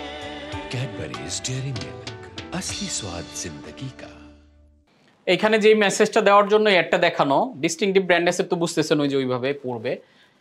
ক্যাডবেরি যখন একটা লম্বা সময় পরে দেখলো যে তারা যে মার্কেটিং করছে তাতে বিজনেস এক্সপান্ড হইতেছে না, কারণ বাচ্চারা শুধুমাত্র চকলেট খায়, বাচ্চা যা আছে ক্যাপচার হয়ে গেছে, এখন এক্সপান্ড করবে মানে প্রফিট ম্যাক্সিমাইজ কেমনে করবে, তখন তারা আস্তে আস্তে বড়দের দিয়ে অ্যাড দেখানো শুরু করলো। দেখেন এখানে ইউথদেরকে দেখাচ্ছে তারা চকলেট খাইতেছে, এবং আমরা আরও অ্যাডে দেখবো যে তারা দেখাইছে যে মিষ্টির বিকল্প হিসেবে ক্যাডবেরি বক্স নিয়ে আসছে, যে পরীক্ষায় পাশ করে ক্যাডবেরি খাইতে হবে। তো এইগুলো দিয়ে ওরা কি করছে, যে মিষ্টির মার্কেটেও ঢোকার চেষ্টা করতেছে, যে ক্যাডবেরি শুধুমাত্র ছোট বাচ্চারা যদি খায় তাহলে মার্কেট অনেক ছোট হয়ে থাকবে। এইভাবে আস্তে আস্তে এক্সপান্ড করে কিন্তু ক্যাডবেরিটা এখন সব লেভেলের মানুষের জন্য একটা চকলেট, জনপ্রিয় চকলেট হয়ে গেছে। देना कुछ मीठा हो जाए। अरे भाई साहब पैसे तो पप्पू देगा। पैसे पप्पू देगा। एक डेयरी मिल्क इधर मिली, पैसे पप्पू देगा। ए भैया एक डेयरी मिल्क मुझे भी। हाँ ये लो, पैसे पप्पू देगा। अरे पर बात क्या है, पप्पू पास हो गया। अपना पप्पू, अरे ये अपना पप्पू पास हो गया, ये पास हो गया, पप्पू पास हो गया। आजा बेटा आजा आजा। अरे क्या बात है, मेरा पप्पू तो पास हो गया। आखिर 12वीं पास हो ही गया। ये ले कुछ मीठा हो जाए। कैडबरी डेयरी मिल्क, कुछ मीठा हो जाए। खाले पैसे पप्पू देगा। কুছ মিঠা হো যায়, দেখেন কুছ মিঠা হো যায় তার মানে হলো মিষ্টি দরকার নাই, পরীক্ষায় পাশ করলে তোমরা এখন ক্যাডবেরি খাও, বাক্স ভরে ভরে মানুষের কাছে ক্যাডবেরি নিয়ে যাও। These are your boarding passes. Have a safe flight. Window seat জলদি। কিন্তু স্যার ফ্লাইটটি তো কি তুমি জানো আমি কে? হ্যাঁ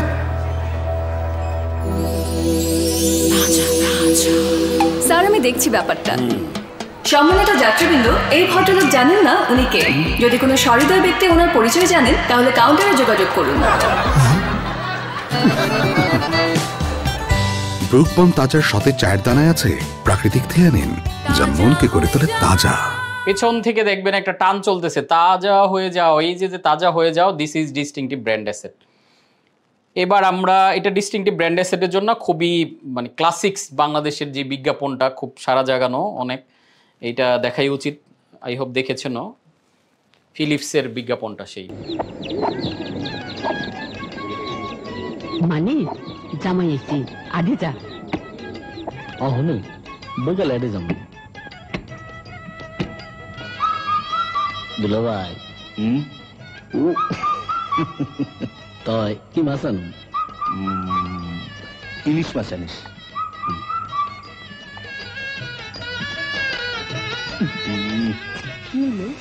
এত জাপসালো কাটা কোটা কিছুই দেখি না। মানে বৈঠকখানার বাতিটা এখানে লাগাতো।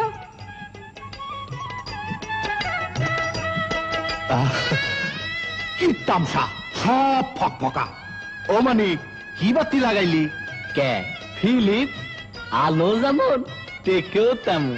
আসলে মাছের রাজা ইলিশ আর বাতির রাজা ফিলিপ।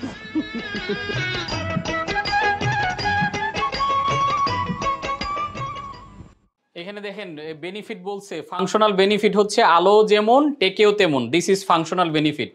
আর মাছের রাজা ইলিশ, বাত্তির রাজা ফিলিপ ইমোশনাল বেনিফিট, তার মানে আপনি সেরা প্রোডাক্টটা ব্যবহার করছেন।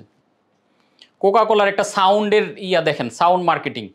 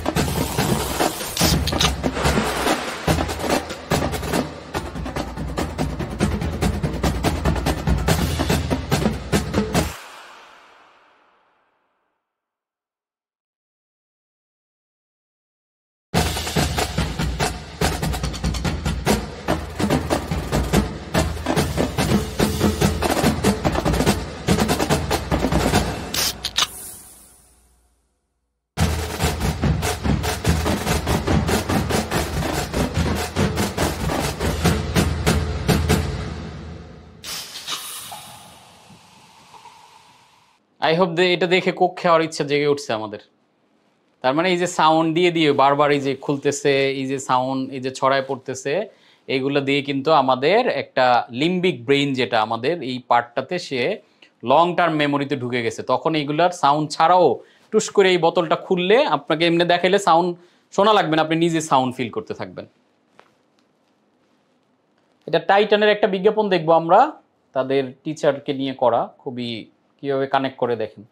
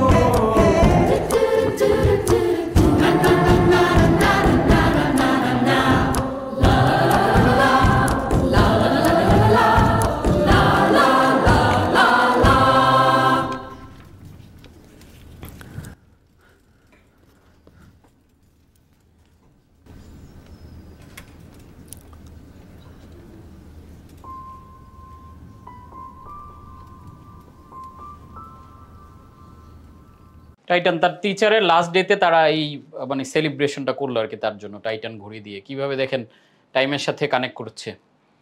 তারপরে সেই বাংলাদেশের বিখ্যাত বিজ্ঞাপন দেখেন, গ্রামীণ ফোন যে এত পাওয়ারফুল ব্র্যান্ড, গ্রামীণ ফোনের সিম বিক্রির জন্য না, ওদের কমিউনিকেশন, এই যে স্বপ্ন যাবে বাড়ি, এটা ইমোশনাল কানেকশন, কাছে থাকুন বলছে তারা, তারপরে দূরে যাইতে বলছে, তো এখন আবার বলছে এখনই সময়। কিন্তু এই যে স্বপ্নকে বাড়ি যাওয়ার যে অ্যাডটা, এটা আমি মনে করি একটু আবার আমরা দেখি, সবাই দেখেছি অলরেডি, বাট দেখেন কিভাবে আমাদের ইমোশনের সাথে একটা ব্র্যান্ড কানেক্ট হয়ে যায়। যখন এরকম একটা অ্যাড দেখি, সবাই বাড়ি ফিরি, ঈদের মধ্যে মায়ের কাছে, বাবার কাছে, মানে ফ্যামিলির কাছে, এই যে ফিরার আনন্দ, এই যে উৎসব, এই যে স্বপ্নের ব্যাপারটা, এটার সাথে যখন কানেক্ট করে একটা ব্র্যান্ড অ্যাসোসিয়েশন করে, তখন আপনি চিন্তা করেন নিজের অজান্তে ওই ব্র্যান্ডটা সম্বন্ধে আপনার মধ্যে কিন্তু একটা সফট কর্নার, একটা ভালো লাগার জায়গা তৈরি হয়ে যায়।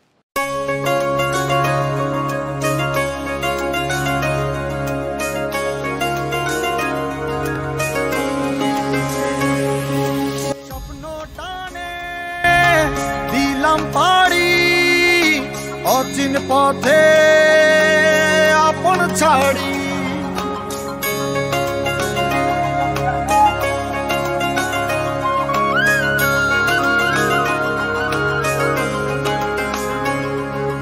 স্বপ্ন টানে দিলাম পাড়ি অচিন পথে আপন ছাড়ি, পেছন ফেলে উঠান বাড়ি প্রিয় মুখার স্মৃতির সারি, মন বলে চল ফিরে আবার, স্বপ্ন যাবে বাড়ি আমার, মন বলে চল ফিরে আবার, স্বপ্ন যাবে বাড়ি আমার।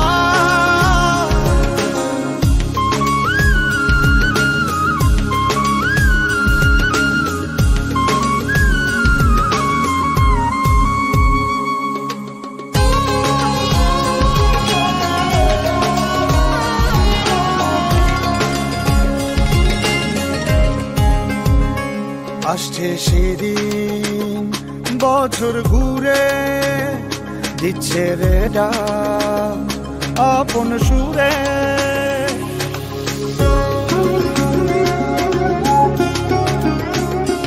আসছে সেদিন বছর ঘুরে দিচ্ছে রে ডাক আপন সুরে, যাচ্ছি আমার স্বপ্নপুরে চেনা পথের বহু দূরে, এই তো সময় ফিরে আসা, স্বপ্ন যাবে বাড়ি আমার, এই তো সময় ফিরে আসা, স্বপ্ন যাবে বাড়ি আমার।